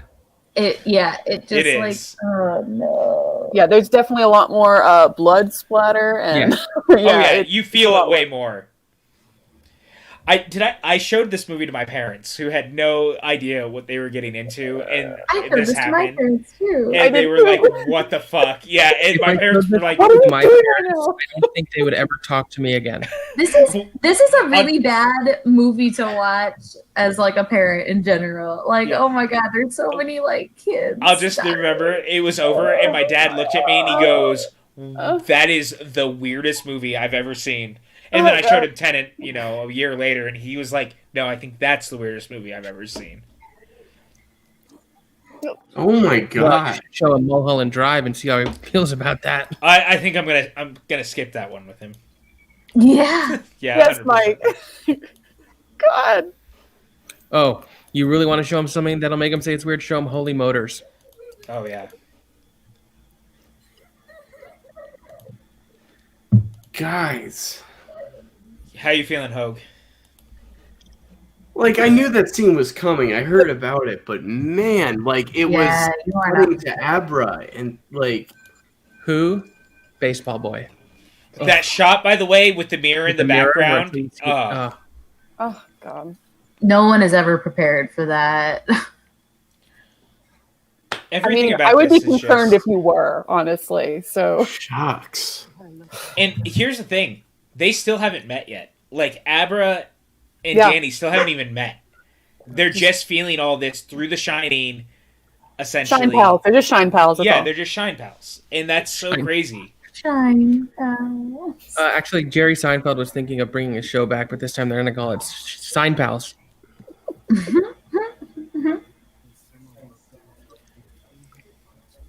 Okay, I need a drink.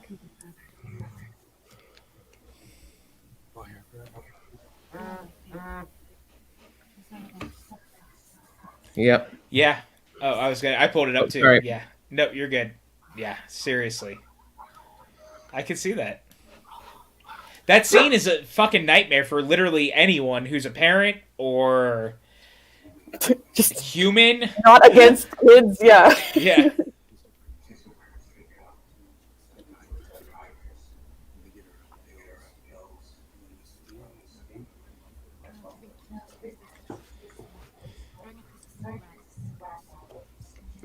This piece of ceramic out of a searchlight. I love that.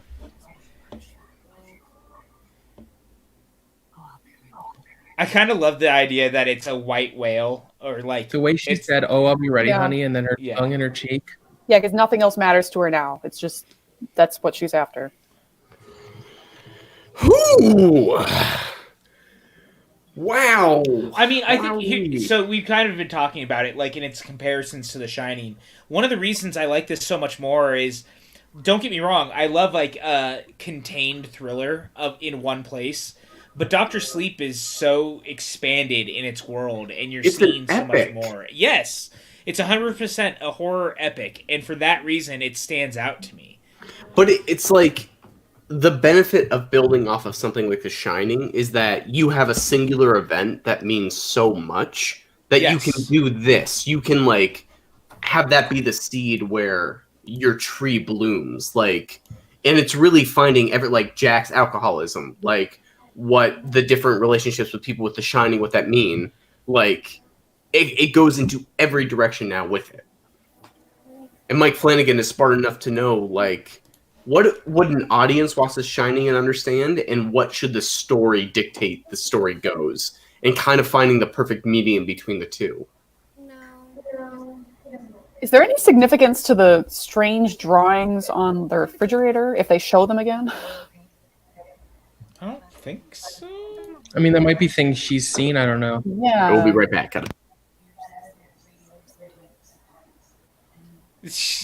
Oh God, it's back again. Oh yeah, yeah. I haven't If seen you can that get in it to so work. long.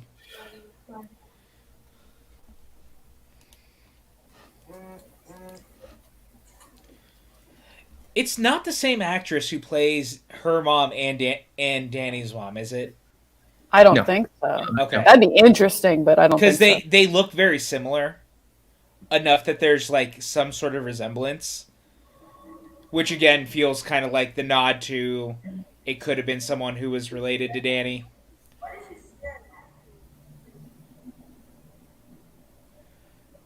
She does. The actress who plays her mom plays young Lorraine in Insidious too, Oh, yes, Oh, she yeah. does. She 100% does.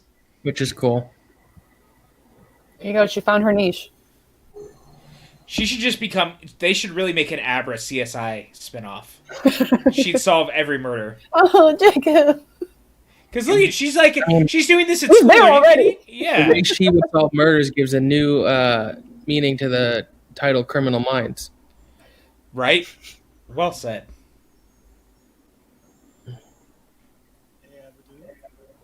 See, okay, we're back to the drawings again. What the hell are those?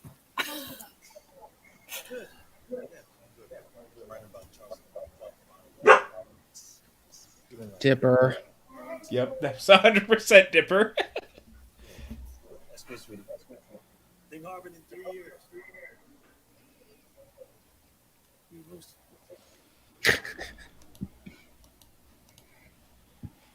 Yeah, their house is amazing, Brandy. I don't lie. Yes, Mike, that's a great way. Doctor Sleep is The Shining as the Raid 2 is to the Raid. Yes, I 100%. That I hadn't even thought about that, but that's 100% accurate. And there's a reason I like the Raid 2 more than the Raid. I would love to do those movies as a watch-along one day, but it's so much harder when it's movies that have subtitles. But maybe we'll consider it. Would also just be everyone going like, ooh, like that. So that's true. The Raid 2 has some of the most beautiful violence I've ever seen in a movie. Like, period, point blank. When he does the decapitation on the door, my God. I haven't seen the Raid 2. It's really good. Max, I think you would lose your mind at the Raid. It's so great. It's like going from Terminator to Terminator 2.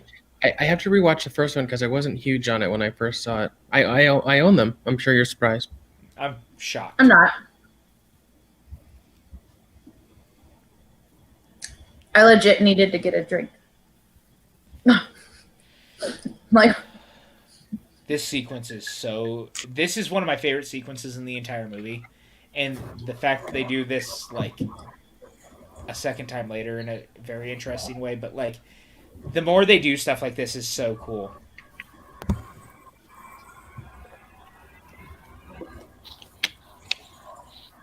Oh, ew. Ay. It's like bones cracking. Oh. Sound design, man. Ooh, effective. It works. They did it.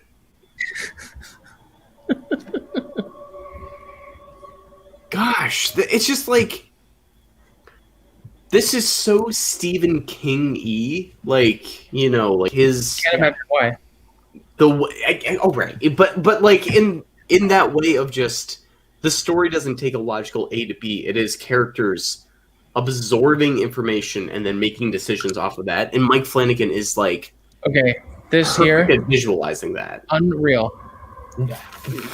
This is just.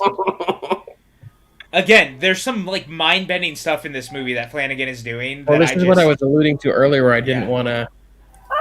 Yeah. Ooh, good time to buffer video. Yeah, it just. Yep. It's so good, man. God. This whole thing is so wild in the way that you realize like what's happening. Look at Hogue right now. He's just. It's like. This could be so ineffective, but it's visually done perfectly to like make you understand what is going on without any dialogue. Without like spoon feeding you. Yeah. The shower room is a normal size. Normally, bedrooms in movies are the size of my condo. What's they have room to fit all the cameras? Rebecca Ferguson. Even the way she walks and carries herself in this She's just movie. like a jungle cat, like stalking all the time throughout this entire film. Yeah, she can stalk me. God, just this is great. It's great. Dude, it's really just like those. I guess they're contacts that she's wearing for the white on her eyes. Yeah, that is most likely. so fucking terrifying. Oh.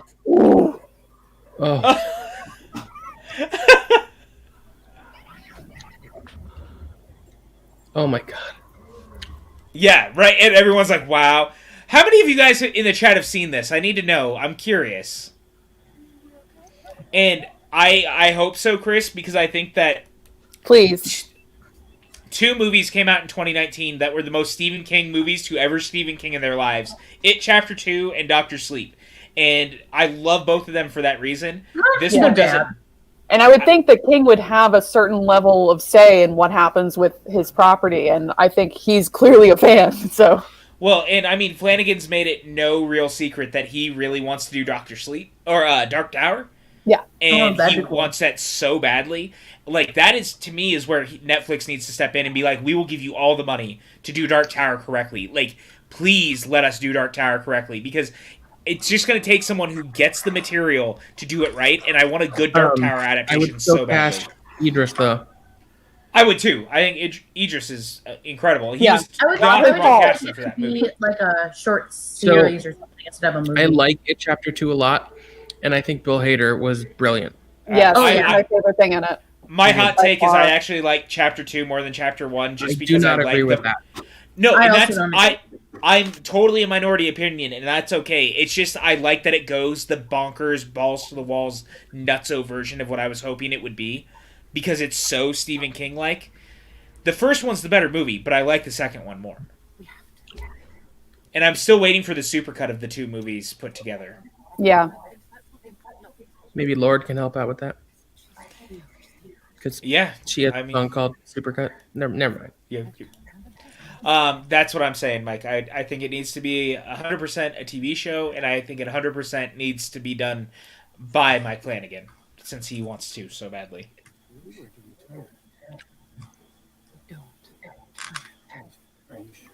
Is she food or we churn her?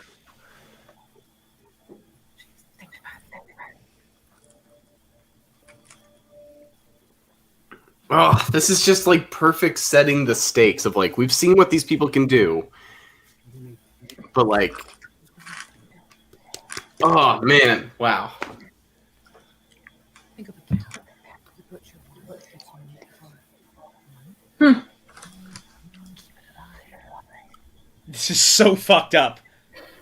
That's so fucked up.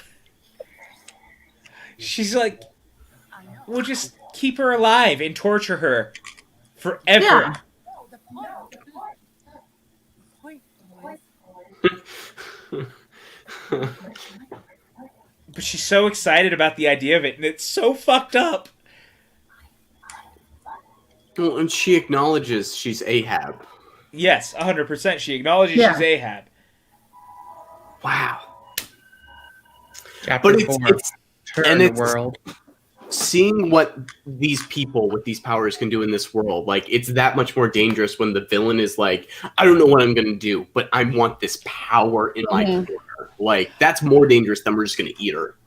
Matt, that exists on Blu-ray as a bootleg. The reason I know is because I own it. I found it on eBay. I very was excited on about call when he found it. that. Yeah. I can confirm he was very excited. He Almost was as excited I as just got so much Toad was money. when Chris I just Wood showed found it. this thing. I'm like, oh, Pat's bank account. Birth of his child. Hey, it only cost me $20. It's fine. Finding a Lost Kitten and The Godfather being released in 2 parts on Blu-ray. 3 most monumental moments in PJ's life.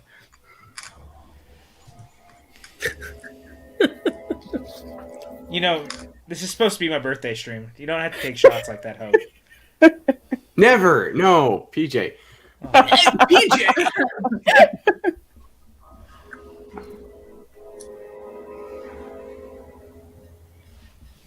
Ah. So she Wanna lives ride in the that same town, or did she She just lives a kind of? couple towns She over. just popped She the just got bus. off the bus. She took the bus. Yeah, she took the bus. She's an independent woman. You and McGregor, you can be the conductor to my caboose. Girl,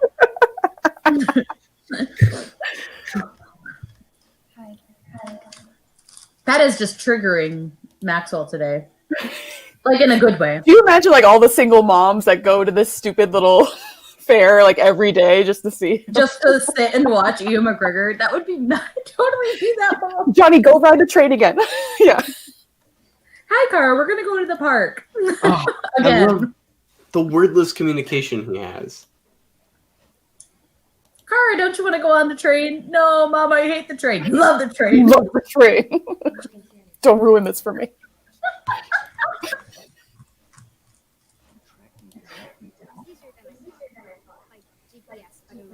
Oh my god. she's so good. I like that they say this. I'm glad he's self-aware. Yeah. Yeah. Self-awareness in this scene is helpful.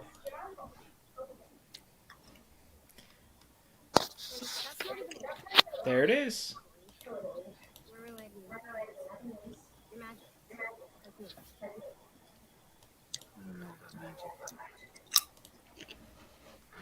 Oh, here it comes. The shitting. Oh, he's yo, mate. You want to get sued?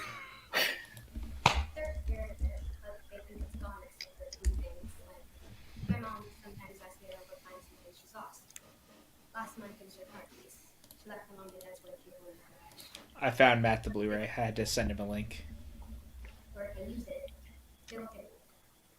Man, like this movie has put all the pieces in place Mm-hmm. perfectly. Mm-hmm. I can't wait. I can't wait.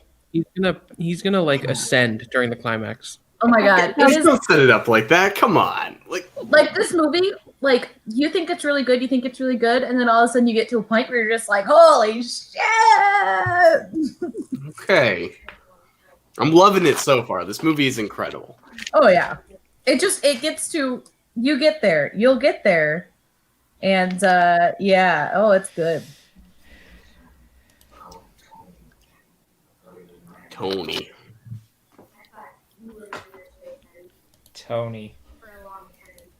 Tony's an asshole.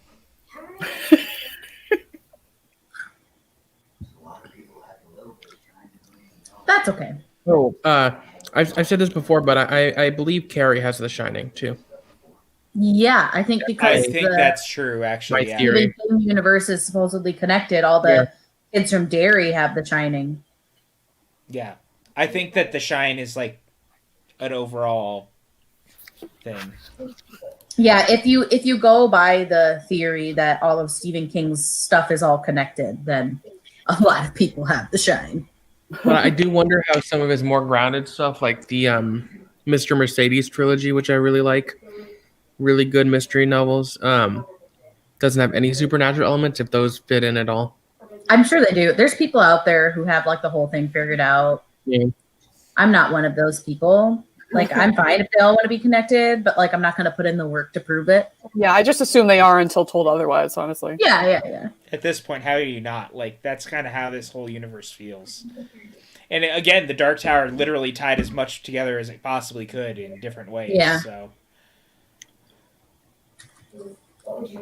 And most of them take place in, like, the same area, Castle Rock, so. Ooh, good question. That is, interesting. Yeah, this is a good question too. I don't know, I'd have to look into that, but I think that 11/22/63 feels more like it's kind of like one of his more standalone type things. Or Under the Dome. Yeah, or Under the Dome, same thing. God, he's so scared.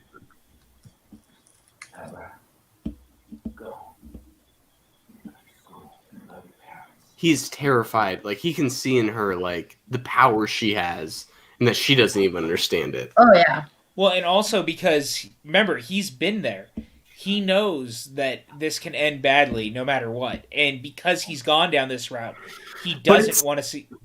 It's so interesting, especially 8 years after him fighting, like, his sobriety, like, or fighting his alcoholism to become sober. Like, it's such an interesting, like, place for him to be at to, like, fight for this. Mm-hmm.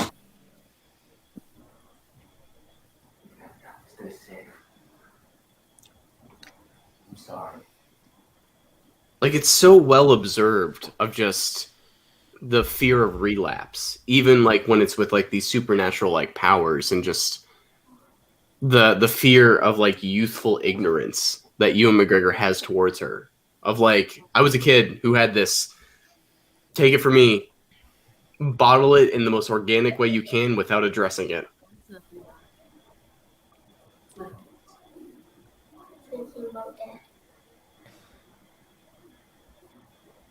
No, I'm not. You are. this scene. That's a heck of a turtleneck. Yeah. Don't worry about me, Doc. I'm fine. We're fine. You're not fine, and that's okay. This kid is a pretty good Danny. I don't know if I like her as Wendy. I think she's a great. Oh, I think she's fantastic. the truth being, the reason I think she's so fantastic is because I think Shelley Duvall was just like destroyed on that set, and it's nice to see an actress who wasn't totally Yeah. abused on set Unfortunately. playing the role. That is nice. I do agree with that side. Like, do not want actresses to be Pat. abused. Azriel, are you Not dead? tonight. Right.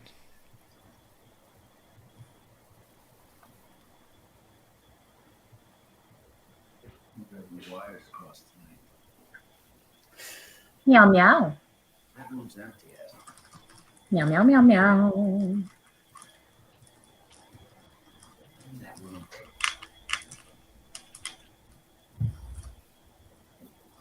Ooh, that's creepy. Oh, I love that he knew what he was doing. It's like- Man, that's a Moulin Rouge smile right there.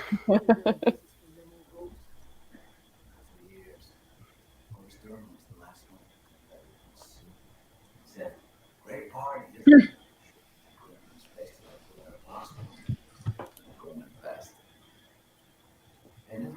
Starting to sneak in the Nicholson smile right now. yeah, 100%.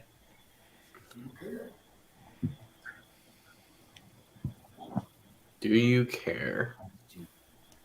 What a great line. Yeah, the "Do you care" is such a brilliant little... It's those moments though that make a difference. Of a lot of horror movies bring up concepts and then just leave it. This one like asks, like, okay, we bring up the concept. How do you feel about it? If you're gonna lock away your demons, do you care how they feel about it?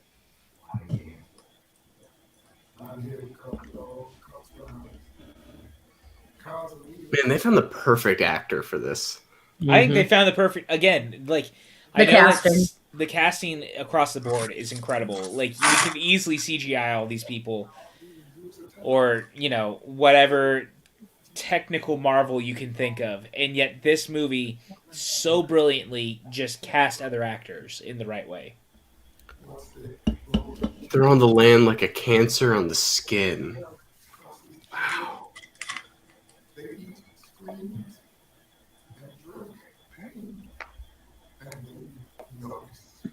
Well, and this is such a good, like, embodiment of what Abra is. It's like, this is Danny's conscience. And, like, he was such a strong force in The Shining that he embodies kind of the right decision. And it's like, okay, there are these people killing kids. What are you going to do about it? Are you going to lock me in a box too? Right.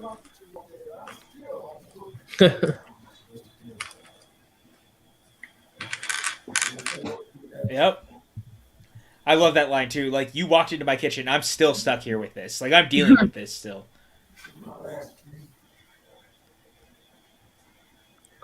This is my last stream. Yeah. God, the casting in this, just, everyone's so good.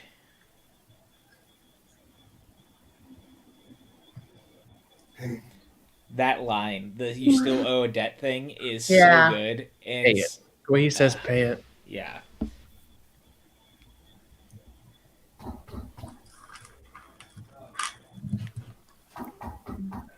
Oh man, just and all these parallels between these scenes, knocking just in different locations. Yeah. Like, that's simple, but also like he's just able to seamlessly tie all these people together over space and time.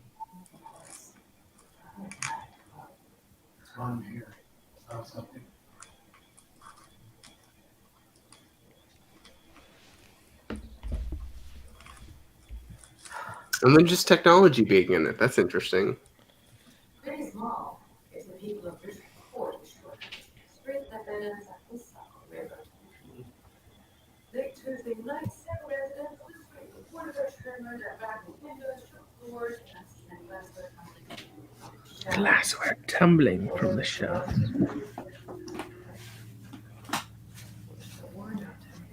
I love that technology plays such an important part in this movie in such a weird way. And it actually feels natural instead of being like a cop-out of figuring these things out. Well, it's not something you'd associate with Stephen King, is modernism. Like, because he's very much, his aesthetic is 80s based, and even, I haven't read Doctor Sleep, but like, I'm interested to see how he like incorporates like modern conveniences into his horror stories. Hmm.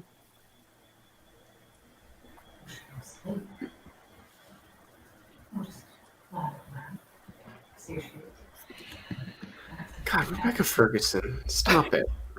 Mm-hmm. Well, she won't stop for about another hour. I'm okay with that.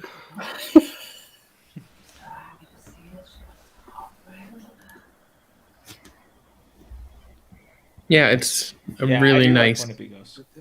The Winnebagos are nice. I won't lie. I would like live in one of those, honestly. Not enough space for my books and movies, so that's the only problem. Not enough space for my collection of dog hair. There's never enough. They can space have their for own any Winnebago. collection. There you go. The dog-a-bago. Yeah, because corgis notoriously shed like twice a year. My dogs never stop shedding. Like I vacuum my stairs where all the hair for some reason collects like every day, and it's just like a dog of hair. He humanizes the villains. What the fuck? They're torturing children. I know, they killed Jacob Tremblay! A Canadian treasure, Jacob Tremblay! Yep. And I feel kind of worried for them to go against Abra. Canadian treasure. I will return momentarily. Yes. He's Canadian, right? I didn't make that up. No, I just thought it was right. funny. Yeah. I mean, I gotta double check. I mean, I'm sure even if he isn't Canadian, he's still a treasure of Canada. We'd They accept him. still like him there, right? Oh, yeah. I mean, if anybody does... Yes, okay. Canadian. Okay, we're fine. I just was funny the way you said it. The Canadian treasure, Jacob Tremblay. Yeah, no, like, he represents us perfectly. He's the kind of actor we need on our side.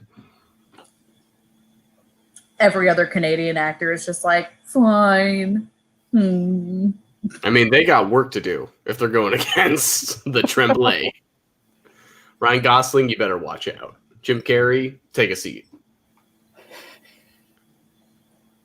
And Rebecca Ferguson, and like this is what she does so well in the Mission Impossible movies. She's such a physical actress in that, and we talked about it. She embodies the role of just like she has to play this kind of. There's very strong physicality to every point she does. Just the opera scene alone, just the way that she sets up her shot is like amazing. Probably one of the trippiest things I've seen. What is shot. this? Whoa! Mike Flanagan, what are you doing? It gets weird. I love this. I love this. This is not shitty green screen. Wow. He's able to make it look good. Mm-hmm. No, this whole movie, man. I just can't. But it's not flashy, which it could so easily be flashy. Like, he's so good at just making it feel organic. Like, this is what a visualization of The Shining feels like, of like these people's towers. And it's so unnerving. Yeah, and the score is just enough to keep you hooked in without blaring. So Oh yeah, the score, like if you aren't paying attention, it like it's not even it just there. kind of crawls into the back of your mind and reverberates. So yeah. You can fly, you can fly, you can fly. And it's so hard for an actor to play a simple like A to B transition emotionally over the course of like multiple locations. And Rebecca Ferguson just traveled from the woods across the coast to here, and it's like maintaining the same level of composure. Oh my god! Oh gosh, the sound design. Oh, just slinks in. God, and then the camera. It's all so good. Like honestly, like this is like masterclass. Like, it's so good. And the fact, like, before this, he did Haunting of Hill House, and after this, he's like, yeah, I'll shit out Blythe Manor, and everyone's like, oh, what another masterpiece for Netflix. And he's like, yeah, I'll just do whatever's next. Come on. you look at like his trajectory over like what the last like decade, and it's been just like hit after hit after hit. But it's also so unassuming. Of like nothing's flashy, nothing's like crazy. And you talk about if we had been having a conversation about Mike Flanagan 10 years ago, like no one else would be having the conversation. Totally. Like nobody.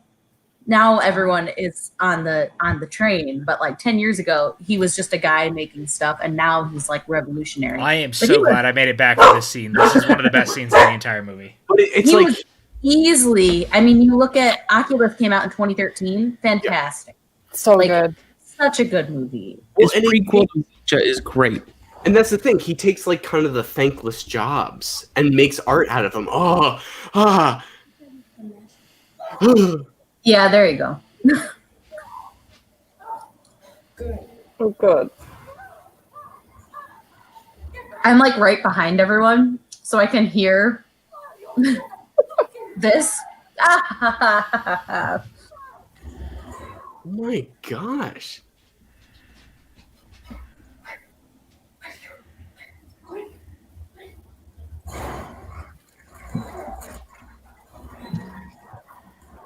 Oh, this is great. Going inside her brain. You're just a fucking dad. Oh. Oh god, that sequence is Gnarly. Ugh. no. Love it.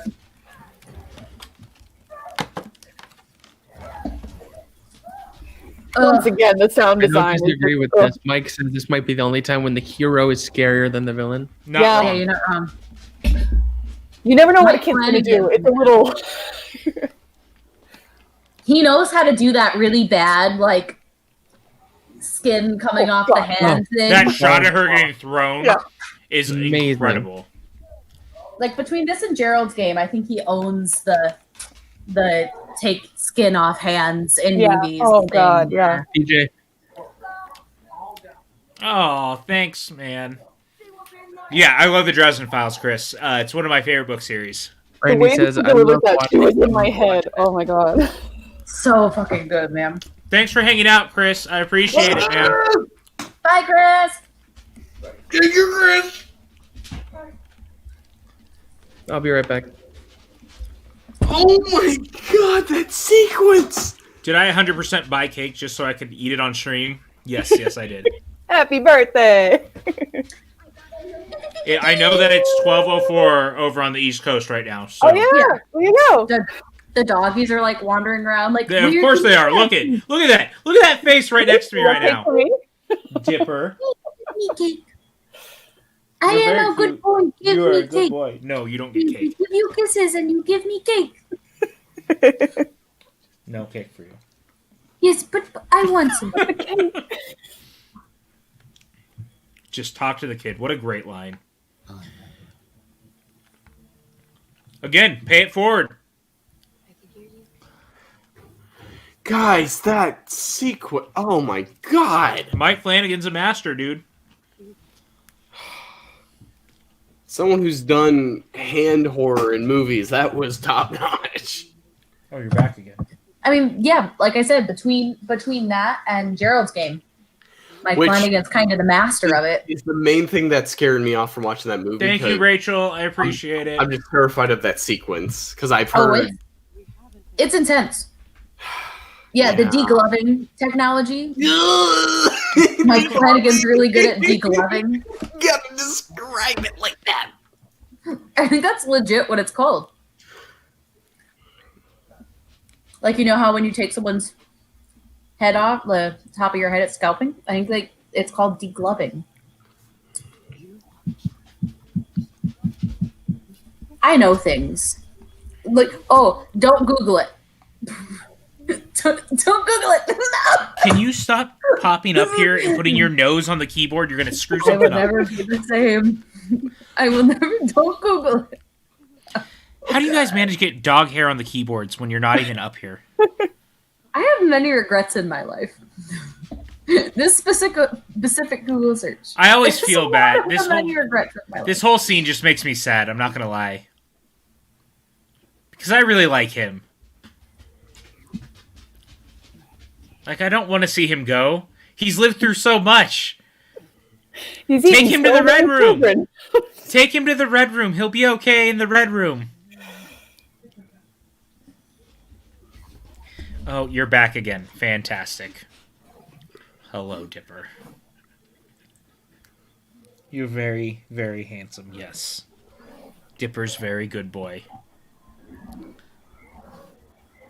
This sequence is friggin' terrifying. Like, the whole way that they die out is so creepy. I'm glad they show it to us. I am too, and I actually think, like, it's equally as terrifying as anything else. PJ. Yeah. It's your birthday over here.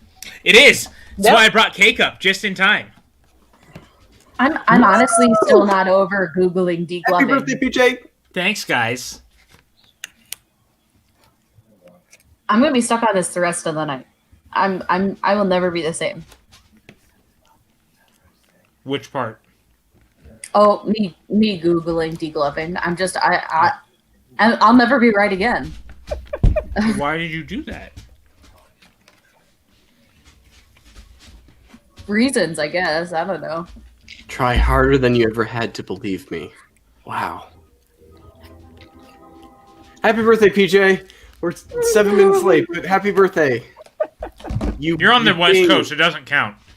Yeah, it's true. You gotta wait for another couple hours. No, it does count. PJ, happy birthday.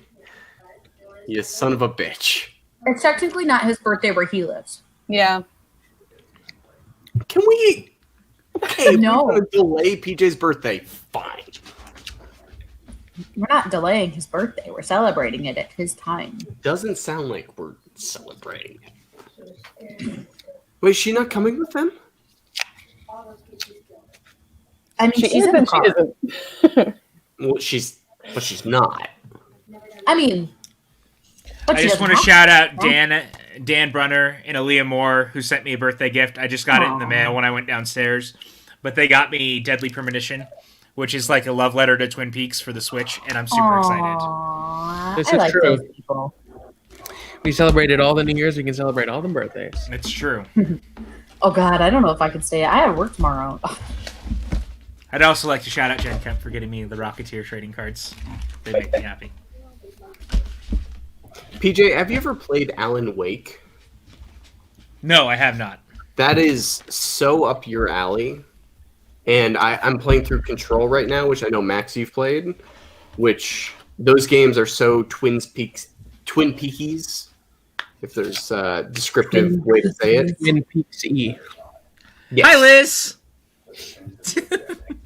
She walked behind you. Hi, Liz! Hi, Liz!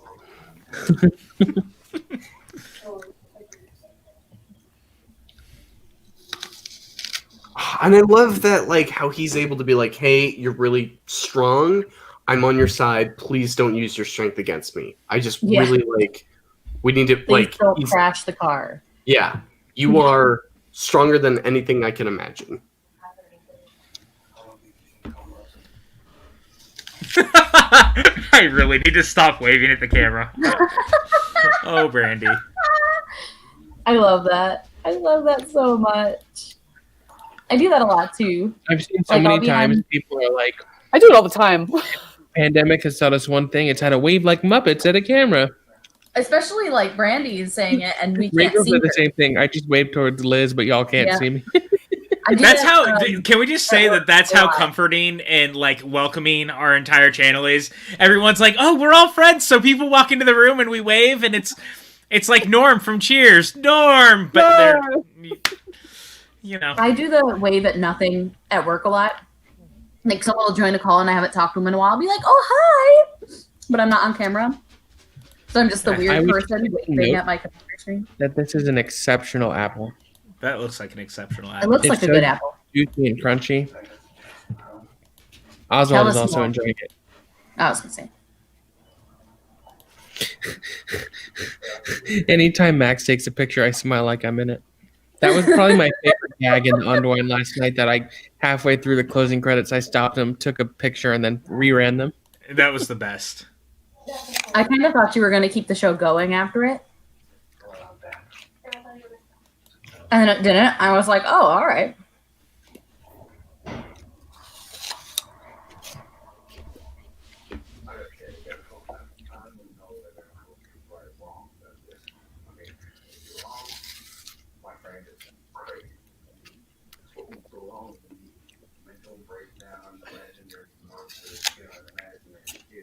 I like how this guy still doesn't like fully believe what's happening. Yeah. But he's willing to like drive cross country. Oh yeah. Middle of the night.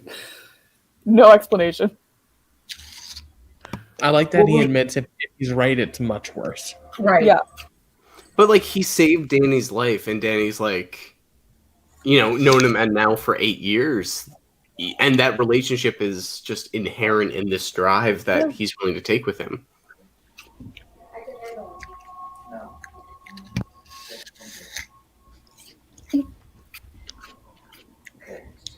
Oh God. The apple eating is really aesthetically It pleasing. goes with the digging. Oh, I'm sorry.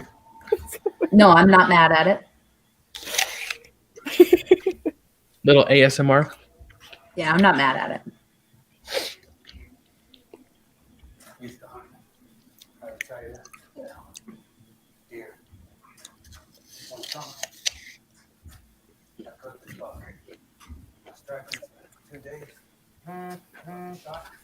Someone has a text. It's not me. Probably BJ. No, my phone's over here. And I was holding it in my hand. So it was not me that time. This scene is so fucking terrifying in a totally different way. And it makes me uncomfortable. 5 days later, I found a different spot. Mom said, I come around looking for a spot for the blind. Then I smelled it. Smelled. Found that bucket. Ugh. Pulled up to a hollow trunk. Smelling a dead body. Gross. Oh my God. I was hearing noises that was scaring me. It's the ice machine. Wah. I don't know what ice machines sound like. It just sounds like something dropping. Yeah. Oh, yeah. I That guess gets that me makes all sense. the time in the middle of the night. I'm like, God damn it. The one here is at the place we're staying. It's really loud because it's like a standalone ice machine in a cabinet. Oh, fancy. Oh, his little shoe. Baseball boy. R.I.P.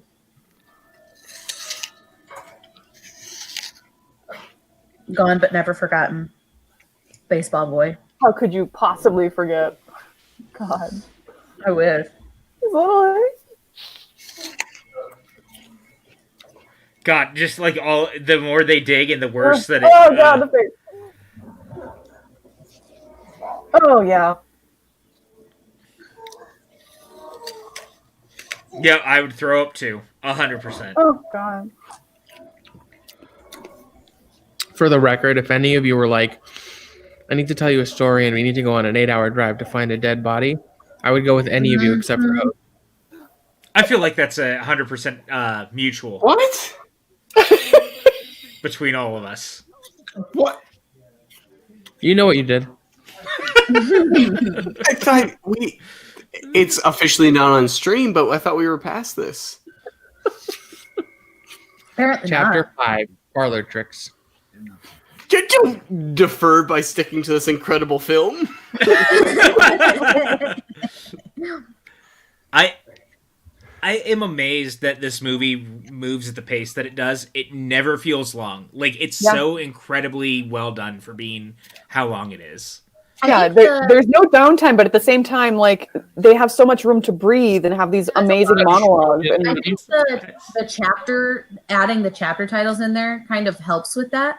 I think so too. Like, it's checkpoints almost. You're like, oh, we're at a new checkpoint, right? Like, I don't know, maybe because those are kind of in there to break things up a little bit. You aren't kind of so focused on how much lead up there is to. I hope your Yeah. I hope your pilot episode went, or whatever your first episode tonight went well. Me too, guys. I hope it went well for you guys. I'm definitely gonna watch it tomorrow. It's me being excited. I don't know what I'm doing, but I'm doing it. That seems. Yeah, everyone in the chat, give Buck all the love for launching a new show tonight. Like, that's really awesome. Come on. 100%. Oh God. Oh God, this sequence.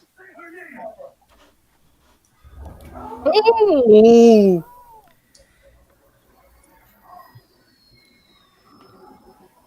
Oh God. What the hell? This is incredible. Incredible.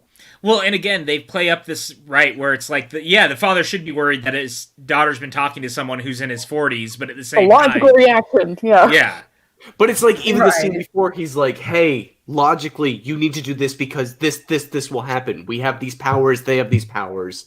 Right. This is what's gonna happen." Like it's perfect horror writing. Gosh, god damn. Don't talk about her. I think you know that deep down. She knows what happened to that little boy. Fudge, guys, come on, this movie. I mean, like, yeah, we watched it. We I know. don't think you have. I don't think you've even like talked about the fact that you've watched this movie. It's weird. I feel like that's never come up. Oh no. Oh God.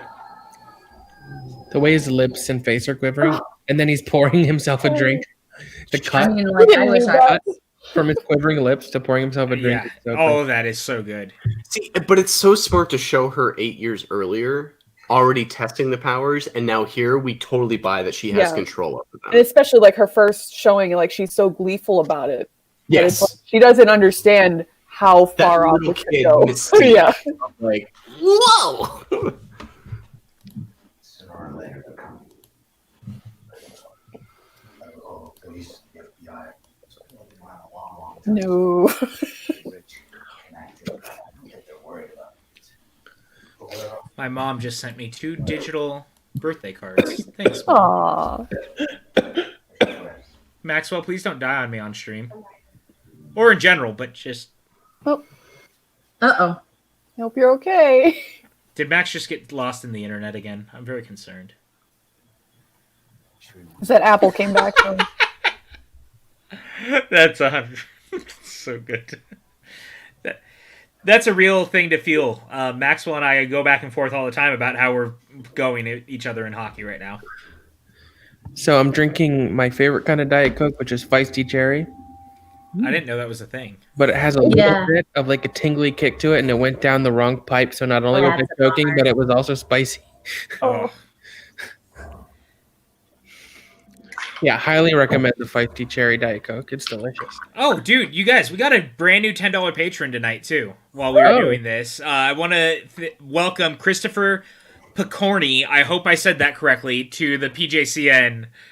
My God, I have so many patron. videos to edit. I know. Thanks, Chris. Welcome, Yeah, Chris. thanks, man. Welcome to the family, Welcome to buddy. the madness. The madness is more accurate. Mike Messina, Okay. are you in the chat? Are you literally trying to send me trades in fantasy hockey right now while we're So, while we're watching the movie? I think I've just come up with something. So you know how different channels and stuff have names, like the View Crew? Yeah, Oh yeah. We're the Pajukin family. I like that. Yeah, the Pajukin family's good. I like Welcome that. to the family. I like where your head's at. That's a good name. This movie is badass. I'm sorry. This is incredible. Why are you apologizing? Yes, it's badass. We've been telling you this for months. It's God, so why can't perfect that her movies name is do Abra. this? I sort of want like a spin-off, like 70s style exploitation movie called Abra Cadabra. I like I the still- pause. You gotta be ellipses in there for the Yeah, title. there's got to be an ellipses, 100%. Oh, Rachel says that she brought Chris. That's awesome. Oh, thank you, Rachel. Thank you, Rachel. Thank you. But also thank you, Chris, for Rachel. coming aboard. I love And at this. the You guys are the $10 best. level, you get a That's a monthly word. audio commentary track, you get bloopers, you get early access to BoxBox, which You get to vote on content. We haven't filmed the new one yet, but we will. This is what my hometown looks like. Shoot. Can we get a formal spelling for the Pajukan? It's just We'll work on it. PJCN. The vowels are all. It's like Hebrew. You don't write out the vowels. Michael, it is not always time for trades, sir. Oh, there he is. What's up, buddy? I said it right. Yes, I'm really bad at butchering names, so I appreciate that. As they pulled into the woods, the funny part is you can't see it, but Edward and Bella are making off just to the right, making out just to the right. Hold on tight, Spider Monkey. Gross. Hey, what's up, Jeff? I'm glad you guys had a great episode, man. If you go to the Patreon page, if you're a $10 and up patron, December 23rd or so, we posted the commentary for Kiss Kiss Bang Bang, and you can download it, the audio file from there, or listen to it directly on the Patreon page. And you're getting the Nice Guys this month. Will be up next week.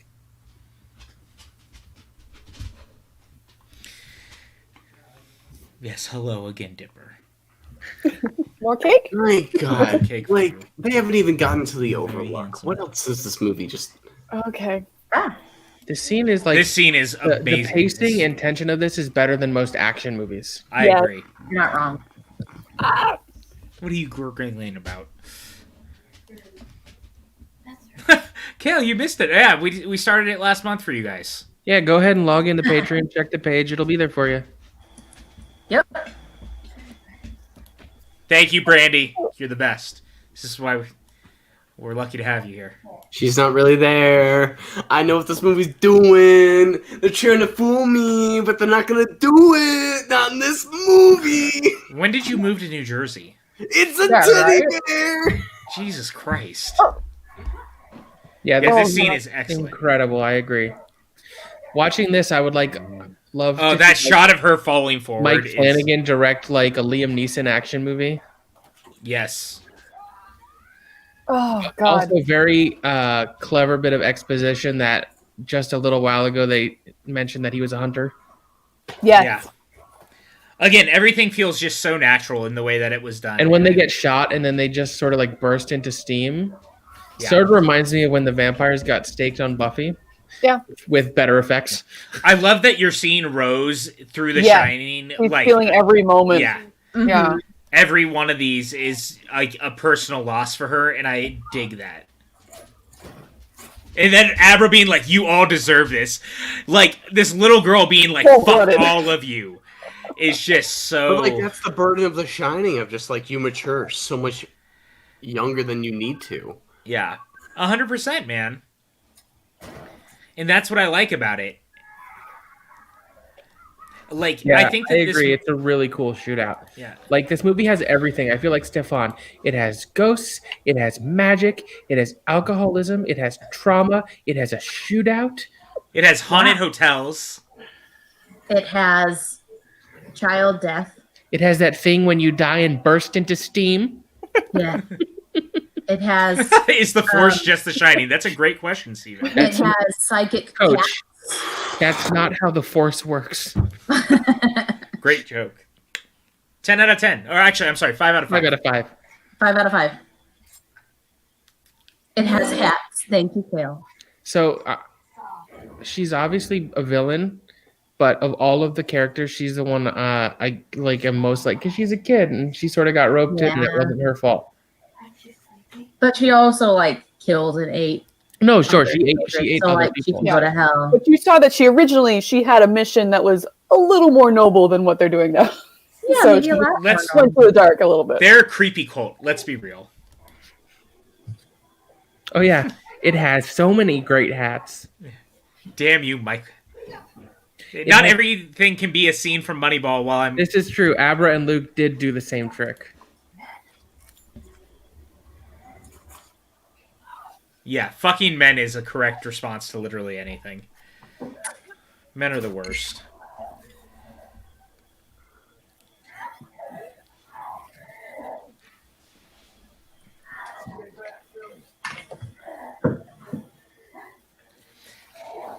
Oh. Oh, God. Oh, Oh, the worst. Yeah. Oh, that might be one of the most heartbreaking scenes in the movie. Just that whole thing with Billy. The fact Because that after all of she that, gets to Because do they it. were there. They did it. They actually did it. Like, who Yeah. thought that would have worked? and her laughing as she dies is so like, God damn it.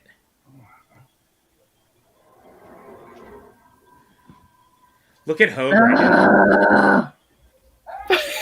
We broke him. Yeah. Yeah, that one is hard. That's a hard. Oh, Well, this that's the whole thing about this man. movie is that like the major deaths when it happens, you feel it because you Yeah. care about it. Like no matter when you care about every one of the hero characters, if you will. Yeah.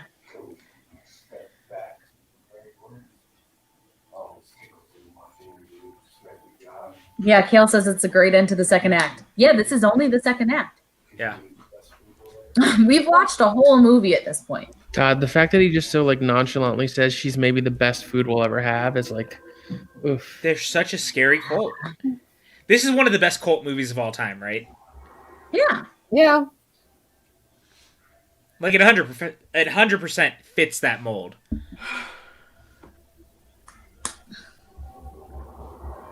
But it's oddly refreshing to see like Rose the Hat really truly cares about every single member of the cult. And that often is not the case when you see things like this where it's more like a power subliminal kind of thing. So she's great. She's just so great. Patty, you okay there, Hogue? I'm at a loss for words. That hit me. I'm glad. It should hit you. It should Like, be. When I saw it in the theater the first time, I gasped. Yeah. Wow. I was 100% not prepared. Yeah, no one's prepared. No one's prepared for this movie, just in general. Like, you are not prepared. That's tough. Yep, 100%. It is the holy shit face. I just like that's the Stephen King magic of like I got to know that guy and then he just dies. They're the screwed up version of the Toretto crew. That's the best comment I've ever seen. I don't see no coronas. There could be coronas. Maybe Tremblay was the corona. Oh. Oh.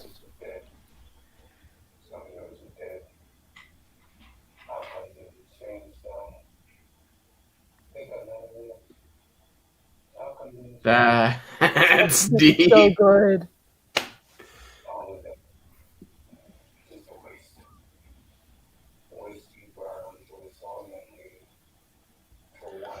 That's commentating on horror movies as a genre. Holy shit.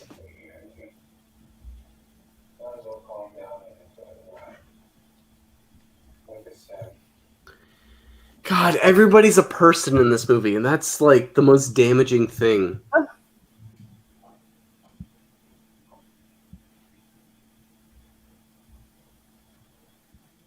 Wow. Mike Flanagan made an epic. I agree. Don't you do it. That's the thing I like so much about this movie is like it's an epic. It's 100% an epic in every sense of the word. This movie is an epic. He made a horror epic that is 3 hours long. And it takes you on a fucking journey.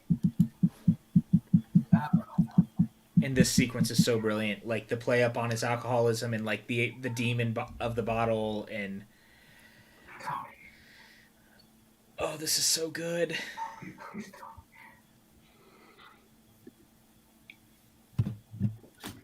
Him calling out for Tony in this moment is just the best. Jake. Oh, wow, Jake. Thank you, Jake. Thank I you. love you, man. Oh, thanks, You're the buddy. best. What a nice guy. I love Jake. Oh, sorry. Didn't mean to get you all. No, Yeah, why it's would fine. you do that? It's my bad. Oh, look, a puppy. Oh. Hello. Hi, I'm Oswald. thoroughly distracted. But you little Oswald. Oh, look at him go. And then over here in the corner, I've got the creeper. Oswald. He's like a little parrot on your shoulder.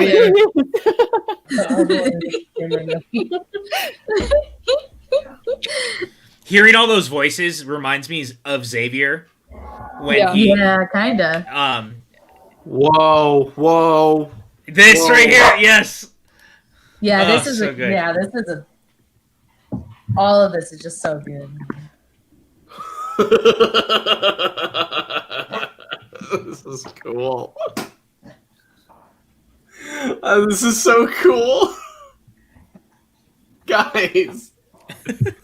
I love how much you're loving it. Like, it makes me so happy. I said this when we were watching The Shining, this is filmmaking. This is filmmaking right here. Yeah. Oh my god. Yeah. I wish This Stanley scene. Kubrick had gotten to see this. I think Stanley Kubrick would like I this think he movie. would a have lot. liked it. I really do. Assuming he didn't make it. And this sequence is one of my favorites in the entire movie. Like, it's so good. Yeah, so badass what's about to happen.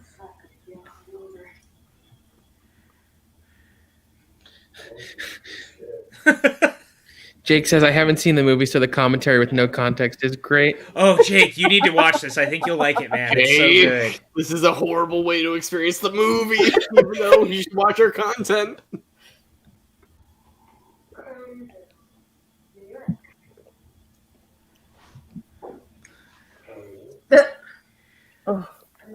The way that they're commentating the whole thing. Oh, it's so good.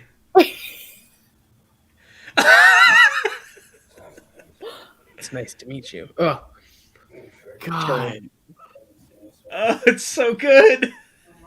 The fact that he doesn't pull the car over, because it's like, this is like a big deal. You should be a little concerned. That want to see one more is just...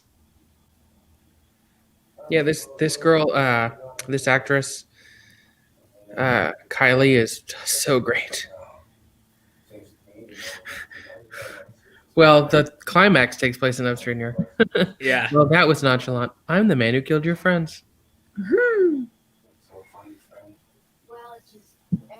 You know, the guy who plays the Crow would make an excellent Doc Holliday. I just want to throw that out there if they made a new version of Tombstone or something. John McLarnon. Yeah. I mean, he's done... Huh.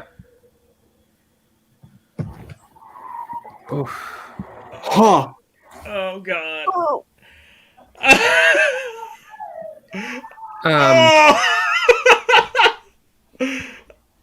He's in the Hawkeye. He has a big role in the Hawkeye TV show. Does he? Really? That's awesome. I didn't know that. I wonder if he's the villain. I hope so. Playing a character named William Lopez. He's on Westworld. I didn't know He's that. excellent in Westworld. He is. He's on Longmire. He was amazing on season 2 of Fargo. Yeah, he was. He was great in Fargo. Um, We've talked about Fargo a lot on here. If you're not watching Fargo, please watch Fargo. You know, I really do think he's one of our great Native American actors.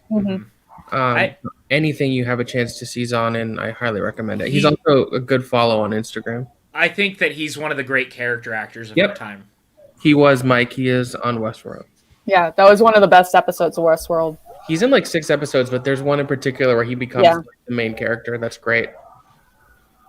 Want to see one more? Oof. Oh. Oh my god. I feel like Hogue is having like out of body experience. He's shining right now. That's what's happening. I'm just glad that he's experiencing this movie for the first time tonight for my birthday. We have on a record channel. Yeah, and we have it on record the way he reacted to it the first Guys, time. this movie, you don't get what it's doing to me. I mean, yeah, I think we do. That's why we're here. We all love this movie, Hogue. Yeah, I feel like we all had this moment when we watched it the first time.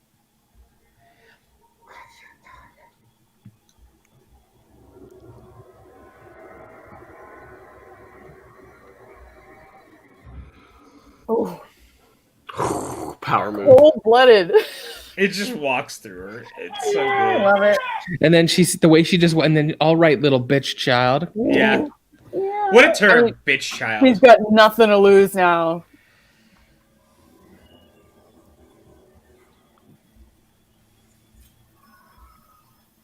Although, Yeah. Chris Clark should have been here tonight, though. That's all I'm Yeah, that saying. would have been great. I think this is the clear sign that he doesn't love you. I think so, too. I'm actually a little offended for it. Like, Tim at least gave me an excuse, right? Tim was like, I had a long day at work. I can't be there as much as I want to. And he told me that he loved me. Tim is a good person. Chris Clark, on the other hand, just doesn't show up. He doesn't care about me anymore. R.I.P. Chris Clark. All right, bitch. I hope that you guys, everyone in the chat who has a Twitter account, please tweet at Chris Clark and let him know that I feel scorned. And if you don't know his account or don't follow it, it's Chris Clark 8788. Those numbers mean nothing. Just be like, Chris, why don't you love PJ anymore? Just ask him. I want to see what his response is. You know. I don't support this. I'm just saying, Pat Hogue is not on the anti-Chris Clark train. I didn't say I was anti-Chris Clark. I'm just feeling less love. I like how the third act of this movie basically becomes like a buddy cop movie with Ewan McGregor and a child. Yeah. Yes. Yeah. Colorado. We're going to Brandy's home state, guys. Yay! I'm so happy. Holiday road. I'll take a road trip to Colorado. I've always wanted to go to Colorado. I've never been to Colorado. It's great. It's great. Been. I hear there's good alcohol there. There's great everything there. It's the beginning of this movie is so epic and wide spanning over different like places, but it becomes so focused and is so simple like at this point. Like it's so interesting. No. It's dialogue driven, even though it's this grand supernatural lore. So yeah, you never lose that human element. But it is just like one person, now two people, as opposed to like this tapestry of people spread across the US and like all these different things. Now it is solely focused of let's go to the Overlook, focus it there. And like that's such a smart way to funnel like my favorite part about the family hotel, which they use for the Overlook, is they also use it for the hotel in Dumb and Dumber. Yes, they did at the bar. We landed on the moon. What if they shot you in the head? Yeah, what if they shot me in the head? It's a risk we were willing to take. Those your skis? Yeah. Both of them? Both of them.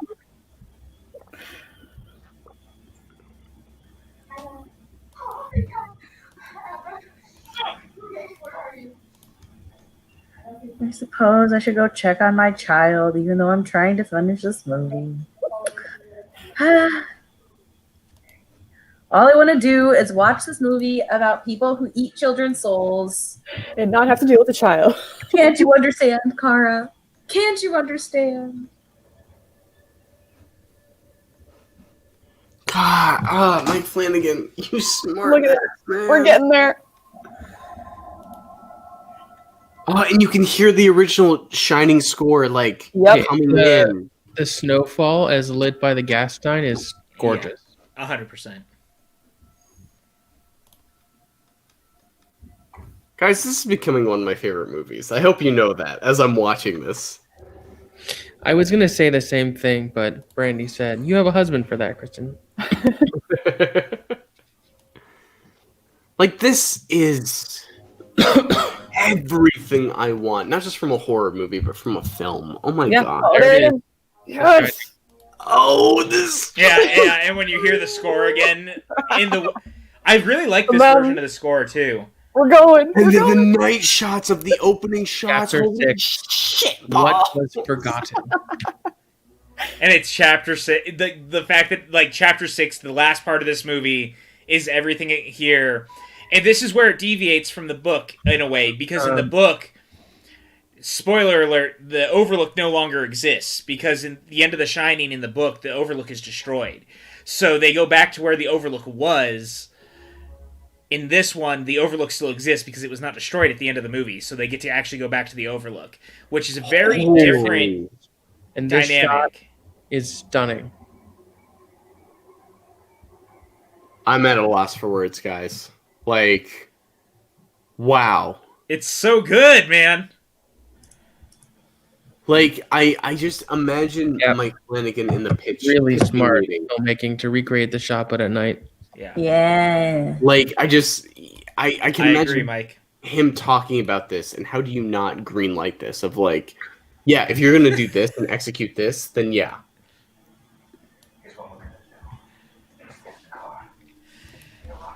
And the heartbeat is still playing too, just like the other movie. Yeah, there's a lot of like little touches in this movie that are just perfect.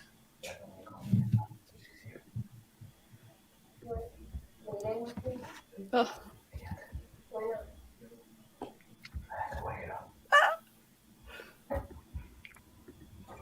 I have to wake it up. Shit.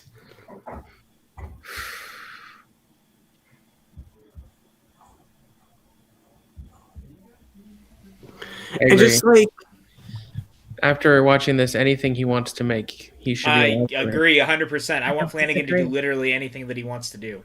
it would be so easy to make this like fetishistic, like to make this like just like, oh, I get to use the Overlook from The Shining and just like Oh yeah. take advantage of that. And he's so subtle That's what I about it. was saying earlier. Like he's so restrained. That the pan, I love a good pan. Mm-hmm. Cast iron, copper, Non-stick. stick. Preferably non-stick pans. Let's be real. I mean, cast iron. I'm a big fan of cast iron. And Guys, the lights this is turning not on. the show Pan on the PJ Campbell Network. Wakey, wakey. All right, do not make this bleed over. Okay. And you know what? Sometimes you just need to I talk would about actually love to know if Jack Christian. Richardson has watched this movie. Rose I'm is going to sure look he into Good it. has, to question. be honest. Someone ask him. The Night Circus is an incredible book. So Yeah. I'll save it. I'll save it. I'm not going to say what I was going to say, but I have my reasons to think he probably has, in hindsight. So all of the chapter headings that show up aren't in the theatrical version. Nope. They're Correct. not. Because I'm like, this is the thing I had when I saw the Lord of the Rings extended Can we get a edition. time code, PJ? Yeah, 220, 207, 08, 09, 10. I'm a little bit behind you guys because mine froze at one point. For a director's cut, I'm genuinely impressed because I don't know what you cut out of this. I know, honestly, like I hadn't seen the director's cut before, and the only things I've noticed are the title cards and that the Jacob Tremblay scene is longer. Well, and I think that's all I've noticed. That's how what good it makes is. it. Yeah, that's how good it is. It all feels so seamless. Like you Yeah. can tell that stuff was clearly cut out, but it's like extensions of conversations. It's little character moments and stuff that feel fulfilling. That it feels so natural that you don't second guess that it was ever cut out to begin with. Yeah. I just love that Flanagan is confident enough, and the studio was in him, to just let these scenes linger of Danny walking through Yeah. the dilapidated Overlook. I mean, The this is why you long greenlight hallways. the movie.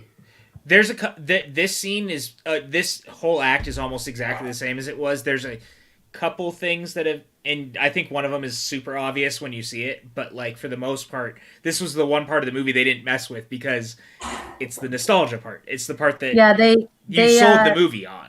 They made that one scene with the guy in the dog suit getting a blowjob longer. Yeah, well, we've Which all done things I'm like down this. for. You know. Yeah. Wow. I mean, but I love this right here. Like, even this shot is just like him seeing the door again, him reliving these memories as he's walking through, as the Overlook is slowly Oh coming back crap! to The life. door is still like that. Yes, it is. No one's gone back because remember, they were not the first family to have people murdered. But the thing is they got out and left, so you know that they were like the story of that just shut down the hotel at that point. Mhm. The other family just didn't survive.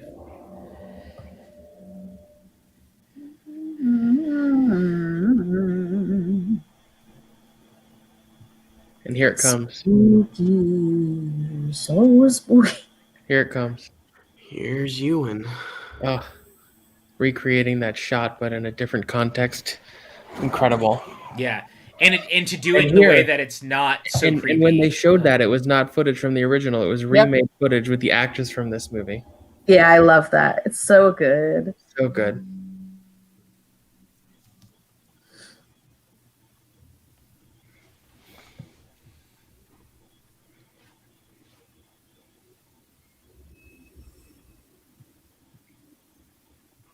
I mean, honestly, it's done so well that you wouldn't even know.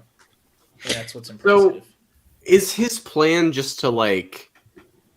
I don't want to tell you what his plan We're is. not Just, telling you. Yeah, I mean, you'll find out.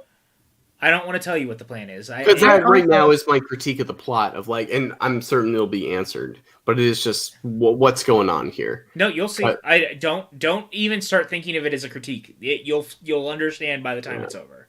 Yeah, I mean, I would just live the moment. Yeah, just let it happen. Like, I think that's the most natural way to do it. Live in the moment, Hogue. Let Oh, the I'm movie trying. take you on a journey. Oh, I wanted to. Give me a comforting hug. Unrelated to comforting hugs, but I The walked fact into my that child's so remember room and we it saw was a like shot a earlier smell. of the glass being put down. Now it's there. And I love this. It's like the Overlook has been waiting for Danny to come back.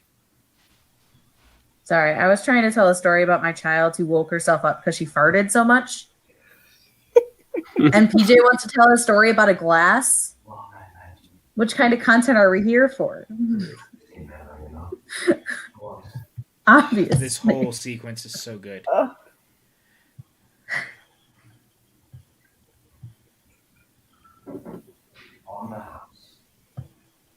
That's a Jack Daniels. Heck yeah. Wow, how they're able just to recreate the shots is so impressive. Like, it's iconic.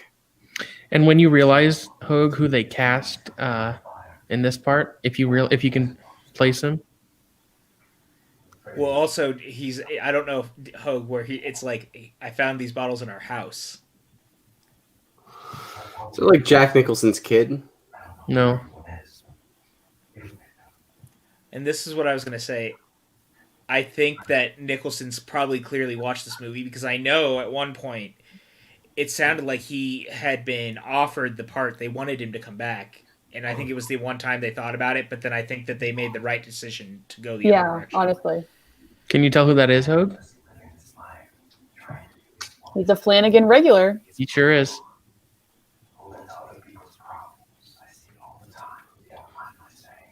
No. It's Henry Thomas. That's Elliot from E.T., bro. Hot dog. It made him look like Jack Nicholson. They did a great job on the hairline. Yeah. Well, I think that it gets better though the longer it goes. This sequence Well, plays out. I think that was an effect they went for where it kind of like It breaks the longer it went, it kind of like got more and more like Jack.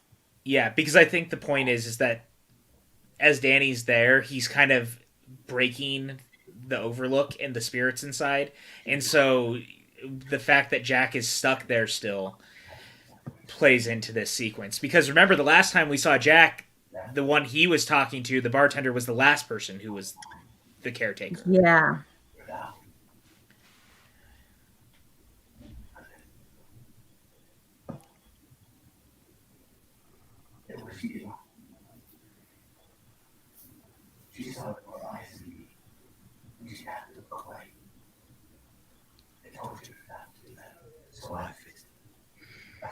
I know this is dead air, but we're also like in I rapture. know. It's Right. just Like so how good. do you talk over any of this? Like it's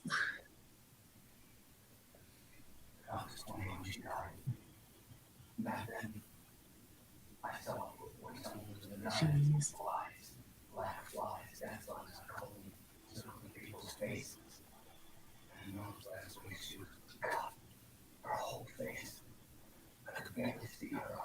Gosh, it's so good.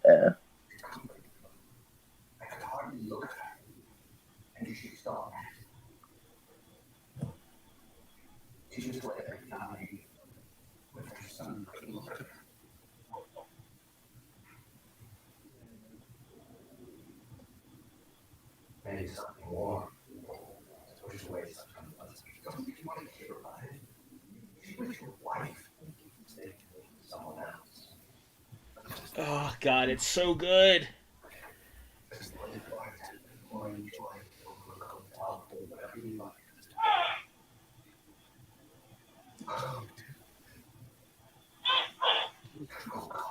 Everything about this is so intense. It'll cost me 8 years. If I be more nominated, your credit is fine.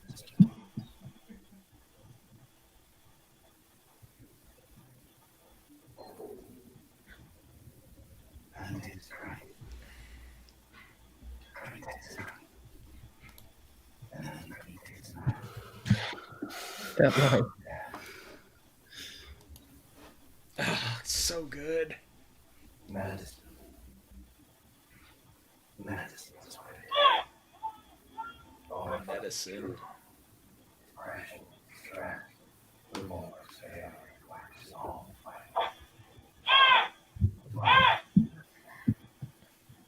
medicine This erased. he starts to sound more and more like Nicholson. I love it. The way he said eraser sounds. Ugh. Well, we're so used to like Nicholson being amped up further and further in The Shining, so having him be that kind of ghostly, flat was a little different. Yeah. Well, I think that's why it's so unnerving, and Yeah. it works so well. And the brilliance of just shooting from the side, the way that they do too, like Yeah, really sells smart. it. Yeah.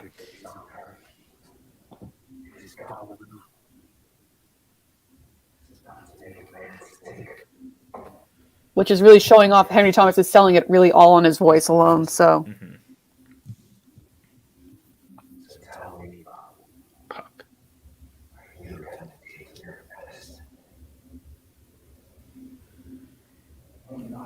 That shot right there, though, and the hair, like just the way it is, Clumsy old me, Mr. Torrance. Forgive me. oh god. Shit. And see, this sequence was not, Yeah, this was not in the Yeah. theatrical. and this was the. I would have like, remembered this. yeah, this is the very obvious continuation of that sequence, and again, a very like specific nod to the original.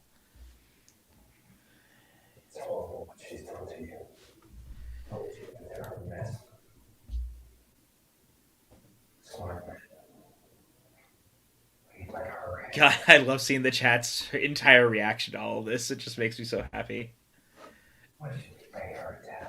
If he says corrected her, I'm gonna lose it. And this is correct also. Nobody tells a story like Stephen King. Not on your life.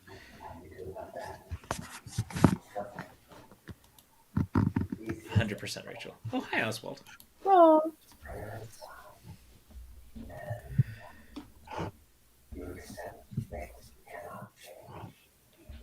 And see, now the Overlooks is trying to convince him to bring her inside, and it's like, no, don't do that. You can't bring Abra in. You just can't do it.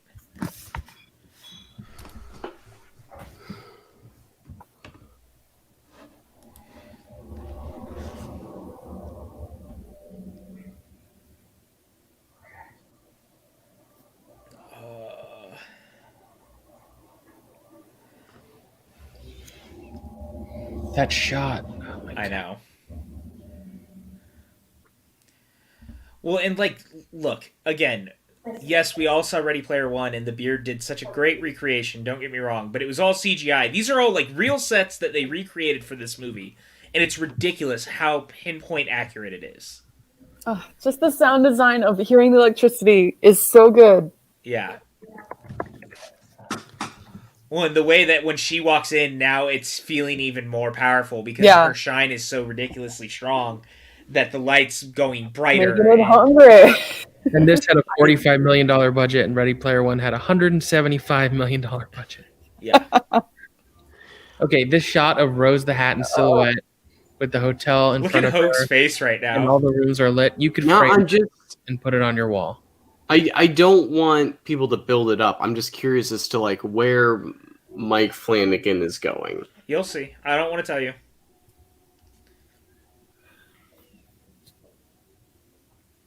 Because this is a choice, and it's not justified to me yet. Like, I think there's drama to be had here, but why the Overlook? Why are we here? I don't get it yet. He said it in the car. He said it's dangerous for people like us, so it's got to be dangerous for her. They want to defeat her. They need the help. I get that, but You'll she's see. by herself. I don't want to tell you. I know, and like I'm ready to accept it, but it's like he's using it well, which I find very interesting.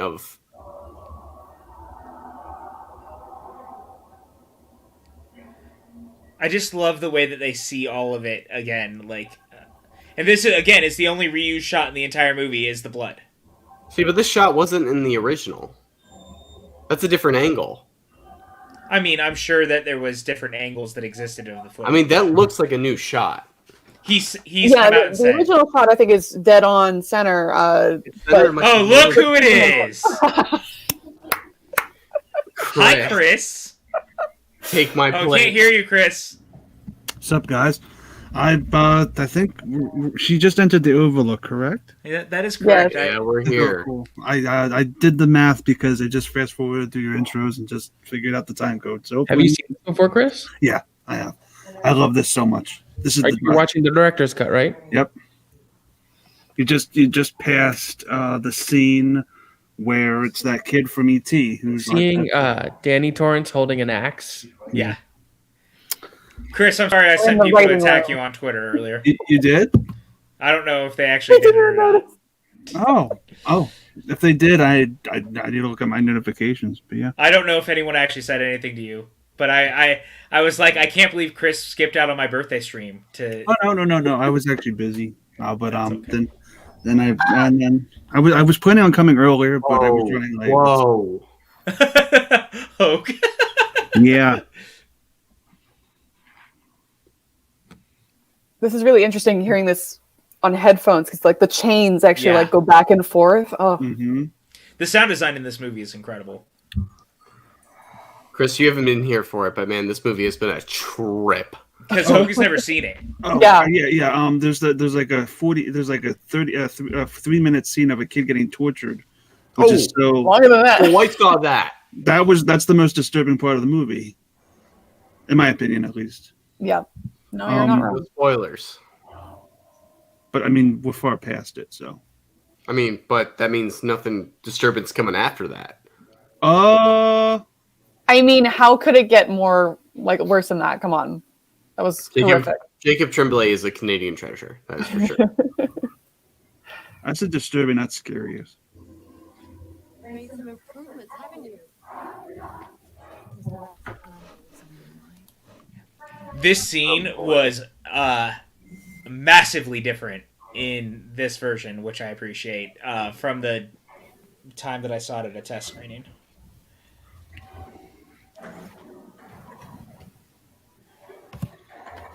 Interesting.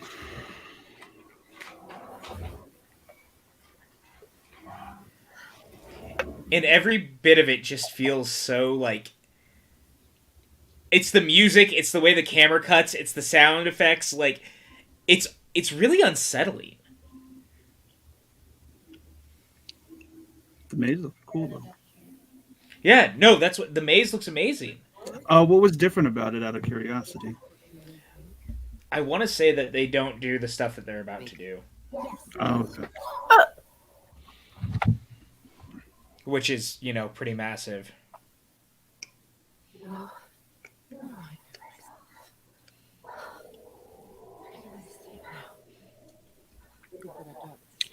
Oh, well, her leg got cut. Oh, I might be a little ahead. Chris is here. Oh, good. I'll go. No. Oh, just in time. He's seen it before, and he's watching it now. So. Oh, Yeah. okay. That's good. Sadly, all the jump scares will not get me. Although this one at the end might. Ugh.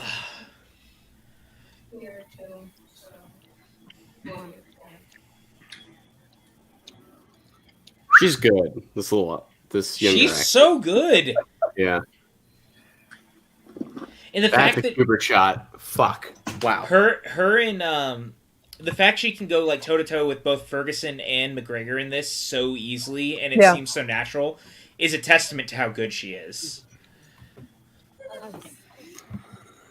And this was her first movie, if I remember correctly, wasn't it? She had done one before, and she hasn't been cast in anything since. Yeah, it's crazy. She's just so good.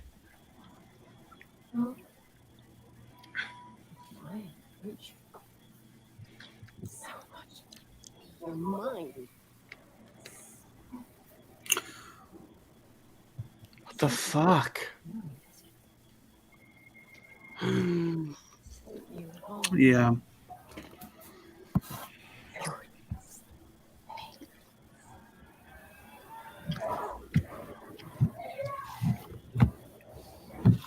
Oh,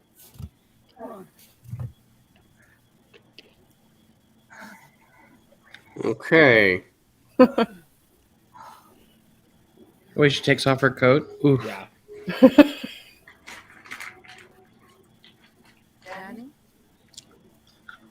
Oh, Danny boy. The pipes are calling.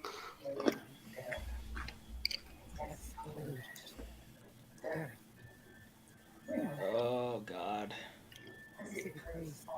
It's recreating the scene from the original Shining. Like, it's the same composition. This is crazy. In the book, he is supposed to have a mallet, not an axe. Fun fact. Yep. This is definitely because the movie had the axe, so they went back to. I just didn't know if you guys knew that, yeah. But Well, that's why I think in the TV movie it's a mallet because it is a mallet. Everything about that TV, I don't know if you guys talked about it. Everything about that TV movie, it's a trip. I wouldn't watch it more than once, but watch it out of curiosity. Everything about it is far more faithful to the original book and far worse than the Kubrick film. Well, Yeah. it also is made for TV, which is a massive difference. Well, I mean, yeah, but the moving. And Steven Weber is no Jack Nicholson. Well, that's that. Yeah. I like Steven Weber, don't get me wrong. Rebecca Ferguson. So we're doing this or not? Oh, Oh, that he was did Clyde. Jack. Oh, God. Yep. Oh, man. Right in the cones. oh God. That just sounds like it hurts so badly, and I hate it.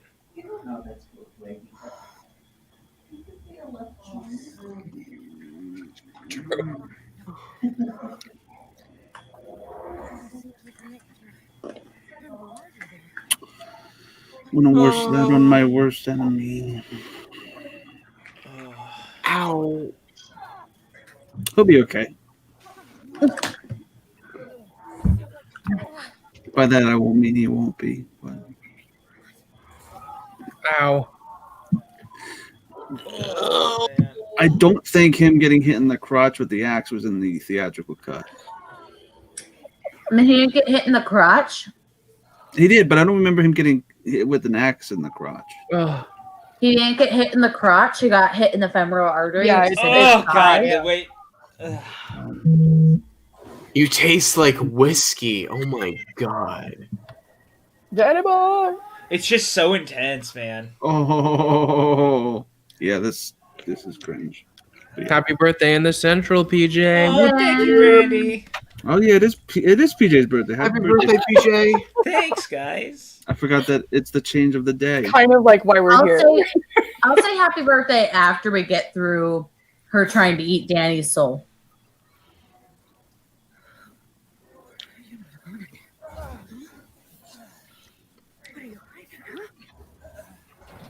Oh. Oh my god, I forgot about that. Wait, I don't even think that was in the theatrical. But yeah, I forgot about this one shot. Wait, that they're not special, they're starving. The Oh. best. Oh, it's so good. Yeah. Oh God! All the ghosts that he had locked away. Oh my god, yeah, that's insane. This scared me in the theater. Yeah. Oh, it's so good. Yep. Yep.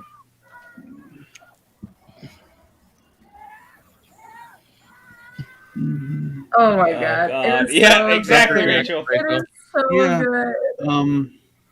She's gonna be okay. No, she's not.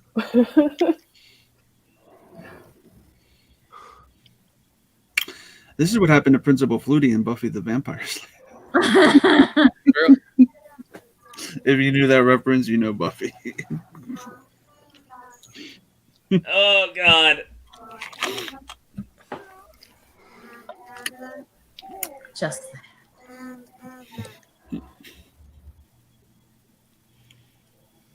and then he's just like, oh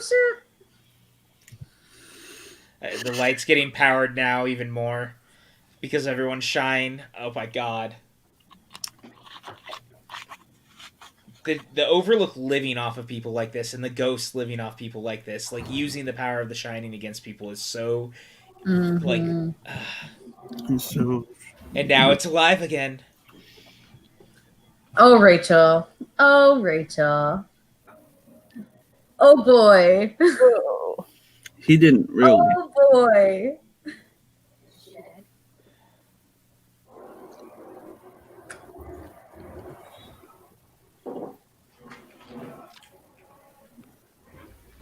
You know what I really would have loved to see in this movie is the return of the guy in the bear costume. I don't know if you guys remember that. Chris, we all remember that. I already made a reference earlier. Oh yeah, the most forgotten weird fucking thing in the movie. He's like getting a blowjob. Yeah. It I made is. a reference. But there's no bear guy in it. I will be honest. This chase feels a little cheap to me. You'll see. Just Just wait. relax, live in the moment. Yeah, just let it happen. I'm just giving my commentary as we do a commentary for this film. I disagree. I disagree. Don't be so quick to. You've loved this movie to this point. Don't say I it know, feels cheap. I know. Don't turn on it so quickly. I'm just giving my in the moment feelings. You remember, the Overlook is powerful. I know. Just let me. He's allowed. It's okay. I mean, Yeah. she ran into 237. Like, I know. doesn't Kind of know. a coincidence. yeah, coincidence. Oh yeah.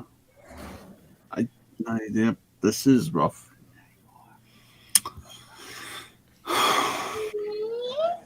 You're okay. She just wants a rubber ducky. Chris! I'm trying to bring some levity into this. I'm glad Chris came in.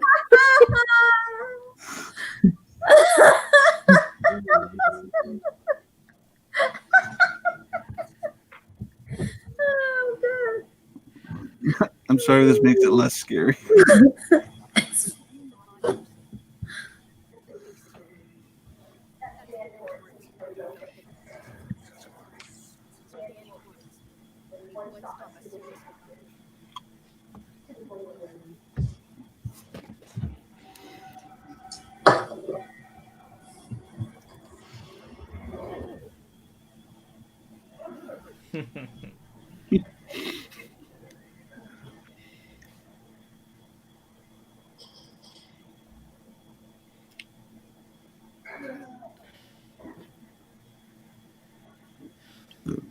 Oh my god.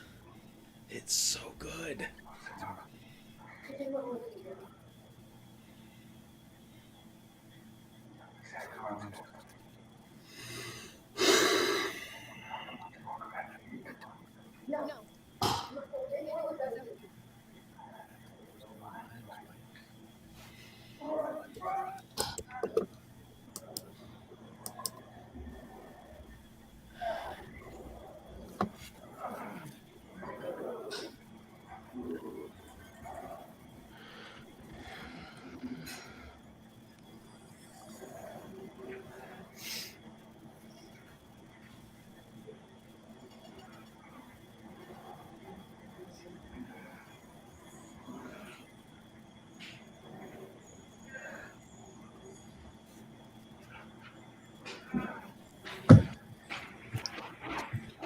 Oh, God.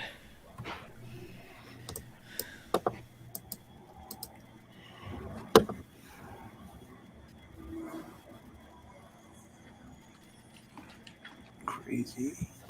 That sighs all of us at this moment. Mm-hmm. We've come so far.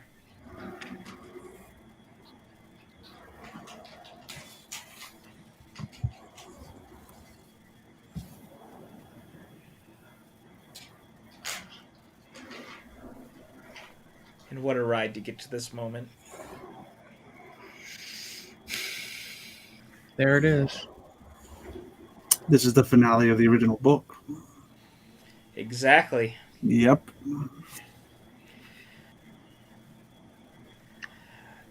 That's what I said when we were watching The Shining, and I said that he adapted both books at the same time. This is what I meant. Yep. They went very specifically back to a very specific thing that King hated the most, I feel like, about everything about the Shining movie. Is the change of the ending. Yeah. And this here with his mom. Oh.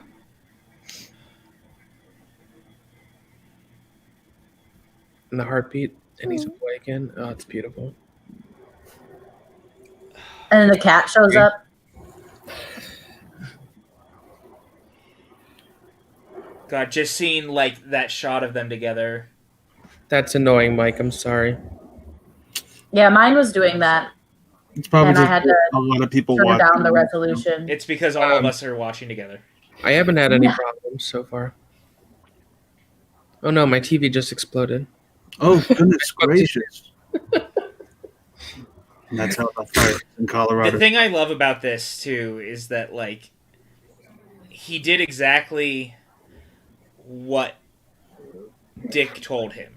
I agree with this, Jeff. I think there's a couple who have shown great promise in the two films they've made, like Jordan Peele, Ari Aster, Robert Eggers. Yeah. Come to mind. But they've only made 2 films each.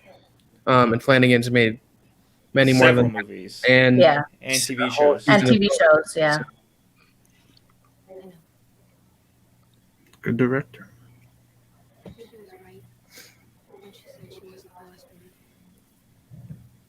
You know what, Dr. Pat Maxwell? I'm gonna do. Here's what I'll say too about this scene, and the reason I like it so much is that, unlike The Shining, where The Shining like ends on such a specific thing, it goes that extra step. And as we know, The Shining had an extra step that was cut after like a week of being in theaters. But this is so human and like the correct way for this to end. Yeah, I agree. and he sort of becomes Dick. He does. You shine on. I love that. Every time I hear that, I sing it in the style of Aerosmith.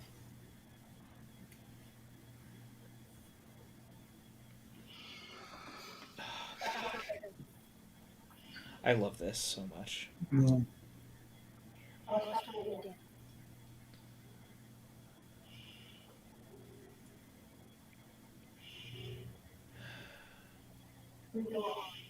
Mom's just like, yeah, that's fine.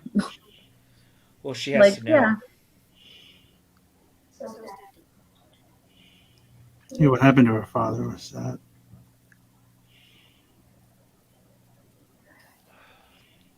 The dad thing. That Yeah, still the was rough. Yeah.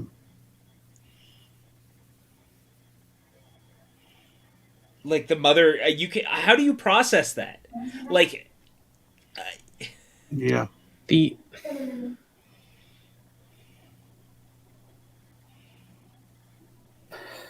oh, Yeah.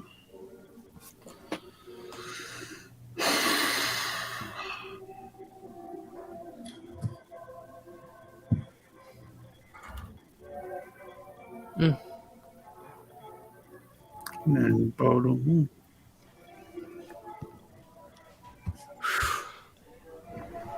and there we have it.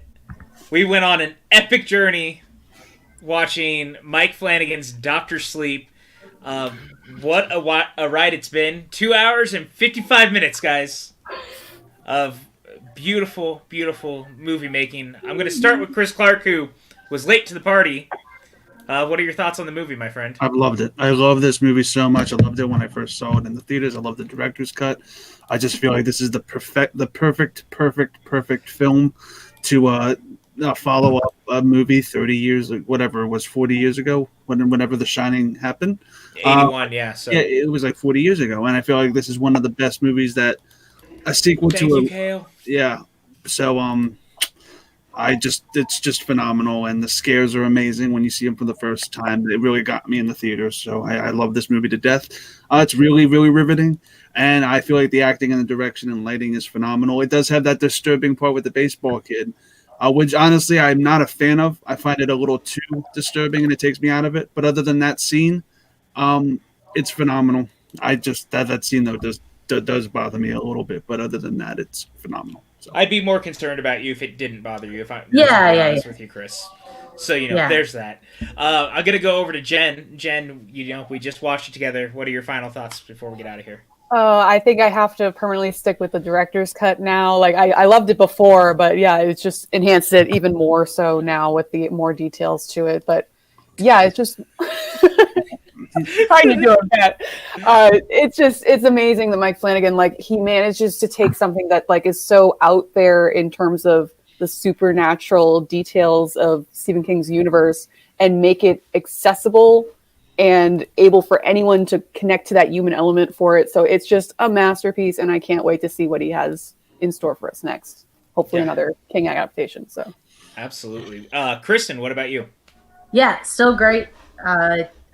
I mean, it's just one of the best adaptions in general. I think it's a great sequel, but also a great standalone movie. I mean, everything about it is just masterclass. Like, I mean, you could write a lecture on this. You'd have a whole semester worth of filmmaking just on this. Oh yeah. Like, it's really good. Everything about it is just really good. Yeah. All right. So I'm going to go up to the guy who had never seen this before, Pat Hogue. You've had face all night. You had a day. You've had a night. You had a day. What are you feeling, man? Let me tell you, I need to check into my own Overlook hotel, if you know what I'm saying. I need to take a little break after this experience. Yee. It's a lot. It's an experience. It's an epic. It's and I gotta be honest, I'm still kind of coming to terms with, was the ending justified in going to the Overlook? I still don't know. And I still am confronting it. And this movie is smart enough to present a lot of complex themes, and Danny using his trauma to overcome this, embodiment of something that causes trauma is a big thing. But I'm still, the ending isn't satisfying to me in the way that I know it should be, but it especially that last scene with Abra in her house really ties it together. I have a lot to think about this movie, and that's what I love from filmmaking. I'm not satisfied the way that you come out of a blockbuster. Yes, Rachel. But I am so in awe of this movie that it exists, and that it is getting the passionate following that it is, and that the director's cut can come out and people can look at it in terms of, wow, look at an expanded vision of something we already love. I'm in awe. I don't know how it sits with me entirely in a singular piece, but man, do I fucking love this movie. And just the fact that it exists. I don't know if it all works, but I know that I'm so happy it exists. And Mike Flanagan, just keep doing this. I think that's the best way you can walk out of it, where you're it doesn't feel like a blockbuster type of thing, where you're man, I'm so amped after this is over. You kind of have to sit with it. And yeah. Especially the first time. After I've seen this God knows how many times at this point, but that first time I kind of felt like you, where it was cold and... Cold, yes. Yeah, that's the best way. Almost at arm's length, but in a way that it's about to give me a hug. Yes. And that's the perfect way to describe it. I'm really glad you enjoyed it, though, my friend. Happy birthday, PJ, to you and me. Oh, thanks, bud. What about you, Maxwell? Yeah, I mean, I think this movie's incredible. It's a perfect example of what you can do with horror when you're given the time and the budget and the ability to be thoughtful and intelligent, to explore themes of trauma and pain and alcoholism, and how the events of one's childhood can impact the life one goes on as an adult. And I understand what Hogue is saying. I don't agree that the ending isn't satisfying. I think it's perfect. I think it builds to it beautifully, and is just about the only way they could have ended it, because Rose the Hat is established to be such a powerful villain. And the only way they can think to defeat her is by unleashing everything that Danny had locked away throughout his life. And it's also a way for him to release all the pain and trauma, get it out of his system. And as the movie says, we live on, so he gets to move on to a better phase of his life. Well, and he does the thing that Dick told him to do too. Like, give up your life, or not give up your life, but like pay the debt. Pay the debt. Pay the thing that you've been putting off for so long. Mike K says it's a 5 out of 5. And what's remarkable to me about this director's cut compared to certain other director's cuts is there's only a few elements that aren't in the original cut. Mm-hmm. It's just so gracefully expanded upon in a really elegant way. And it goes to show how you can cut something down and still make it good. But when you give it time to breathe, it can be even better. It's not like there's, like, for example, the director's cut of Daredevil is one I always go back to because there's like whole subplots removed from the theatrical cut that I think do make the movie better. The director's cut of that is my preferred version. Whereas this is just like taking each scene or a lot of the scenes and just letting it stretch out a little bit. Yep. And it does not feel like a 3-hour movie. The pacing is remarkable. Yep. And I think the chapter titles are probably my favorite touch. It's fantastic. I could not agree with you more. And Brandy says this was the perfect movie for her 40th watch along with us, which I think is amazing. Thank you, Brandy. Brandy, it's a pleasure to have you. And I wanted to say this too. Patty's put one of the reasons I'm such a fan of this channel, even if I'm not watching the movie like tonight, the commentary and discussions are being had are so fantastic and worth the time. You guys are so nice. That's all I care about, man. I just want you guys to have fun. And of course, we got one last Streamlabs donation before we get out of here. From the great Mike K, who said, "Here's a little extra for your birthday. Watching the director's cut of Dr. Sleep with the Pajukin family was a treat." Oh, thank you, Mike. Mike, you're the best, man. Part of the family. You. Come on. Like you all are. Every one of you who's here tonight. You guys all rock so much. I love you all to pieces. Do you want to just say anything before we get out of here? Do you want to go over what we've got going on outside of just announcing? Well, once again, happy birthday, PJ. Oh, thanks. I'll just mention two quick things. On Wednesday night, myself and Tim and David B are taking over Suddenly Soundtracks instead of Chris and doing our favorite protest songs or the government totally sucks songs or fuck the man songs, whatever you want to call it. And our watch-alongs continue on Friday with The American President, which is a perfect movie to watch during Inauguration Week, as well as continuing our theme of movies Aaron Sorkin wrote. Yep. So we'll see you for those. Chris, where can everyone find you? Oh, did you announce Mondays? Did I miss? Oh, yeah. And next Monday's Watch Along, and I know PJ is excited about this one. This is an executive producer patron pick from the illustrious Brandy Parker. And in fact, this will be the second time that we've done a Watch Along of this movie. However, a lot of us were not on that original Watch Along, and we've grown so considerably as a channel that most of our regulars weren't even watching at that point. It's one of PJ's favorite movies of all time. It is. It's The Rocketeer. I'm so excited. And Brandy picked this for my birthday. This was her birthday day for me. So I'm so excited to watch it. So 1 week from tonight, The Rocketeer. Yeah. All right, Chris, where can everyone find you online? You can find me on Twitch, Instagram, and Twitter at ChrisClog8788. Those numbers mean nothing. And every Wednesday doing Suddenly Soundtracks, as Max, what they're going to be taking over for. Because I'm not really politically I just let them do it, and I think their playlist is amazing. So I think they're going to kill it, and I can't wait to see what they do. So, bada boom. It's the protest song, or government totally sucks. What it's going to do.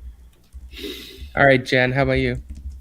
You can find me, Jen Kemp, on Twitter and Letterboxd at JKMemeQueen. And just a note to everybody out there: be safe this week. Be kind to one another. Be understanding. But if you can stay home, try. But yeah, it's just going to be a crazy week. So good luck to everybody. Yeah. We're all family. We all love each other. Happy birthday, PJ. Twin? Yeah. Where can everyone find you online? You can find me here doing things sometimes. You can also find me at Twitter, Instagram, and Stardust sometimes at Smith_K10, the number, not the word. I don't post anything on Stardust. You're more than welcome to go and watch one of my many other reviews on Stardust. I did a review of Rasika's review of Stardust, which is 100% worth signing up for Stardust to watch. So do that. And that's it. That's all. That's everything. I tried opening Stardust the other day. My phone got mad at me. I keep getting notifications for it. And I'm like, what are you doing? What year is it? Hogue? Do we still do this here? You can find me on Twitter, Instagram at Hogue_filmmaker, and as a filmmaker, you can find my short films on my Vimeo. Just look up Patrick Hogue. Check out the latest short film I starred in, Good Guy with a Gun, on Alter's YouTube channel, but also check out, and I'm gonna really vouch for it, especially after this watch along. Check out my short film So. It's on Crypt TV. That is a short film that, for me, is an embodiment of horror mixed with emotionality, and I think in tied to this, like, I'd really appreciate you looking that up. But PJ, happy birthday, buddy. We love Thanks, you. buddy. We all love you, and Don't this lie is to me only like that. no, just shut the fuck up. We are all, I know I can speak in confidence, we are all going to go forward into this year because we love you, and that is something so much stronger than like whatever other YouTube channels got going on. Like, you unify this community, and we all love what we're doing. We all love talking about these movies. We love being goofballs and commentating and all that. But you are the special ingredient that makes all of this as special as it is to unite people like Brandy, like Mike K, like everybody to come on board. So PJ, happy birthday. You are a shining light in this dark world.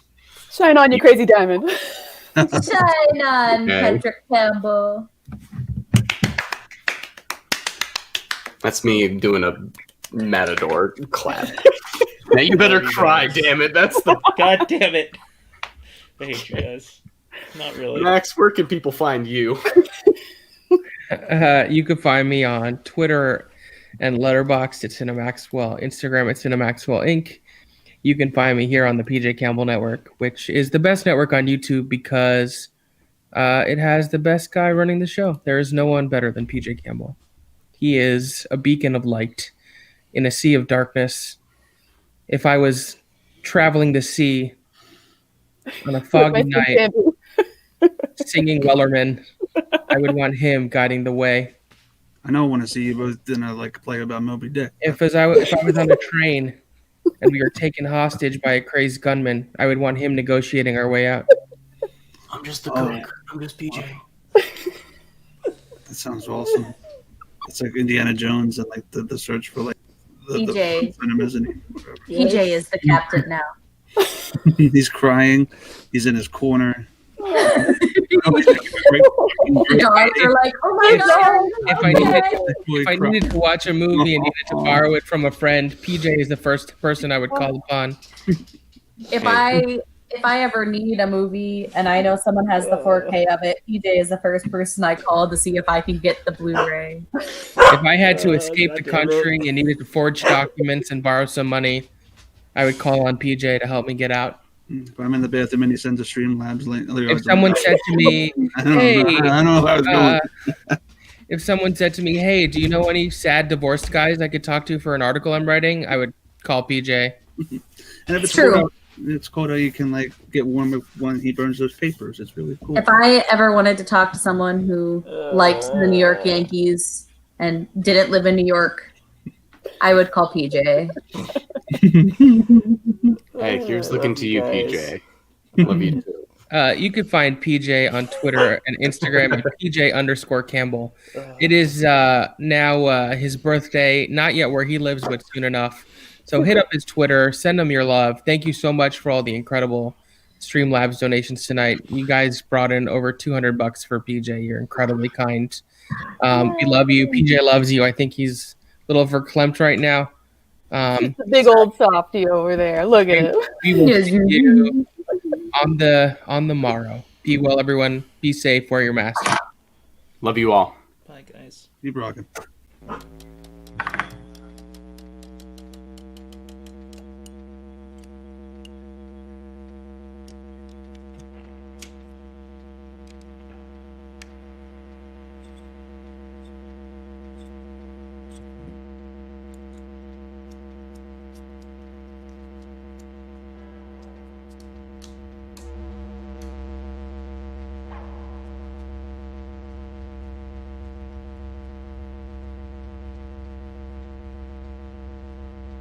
I'm singing in the rain, just singing in the rain. What a glorious feel, and I'm happy again. I'm laughing at clouds so dark up above, and the sun's in my heart, and I'm ready for love. Let the stormy clouds chase everyone from the place. Come on with the rain, I've a smile on my face. I'll walk down the lane with a happy refrain, just singing, singing in the rain.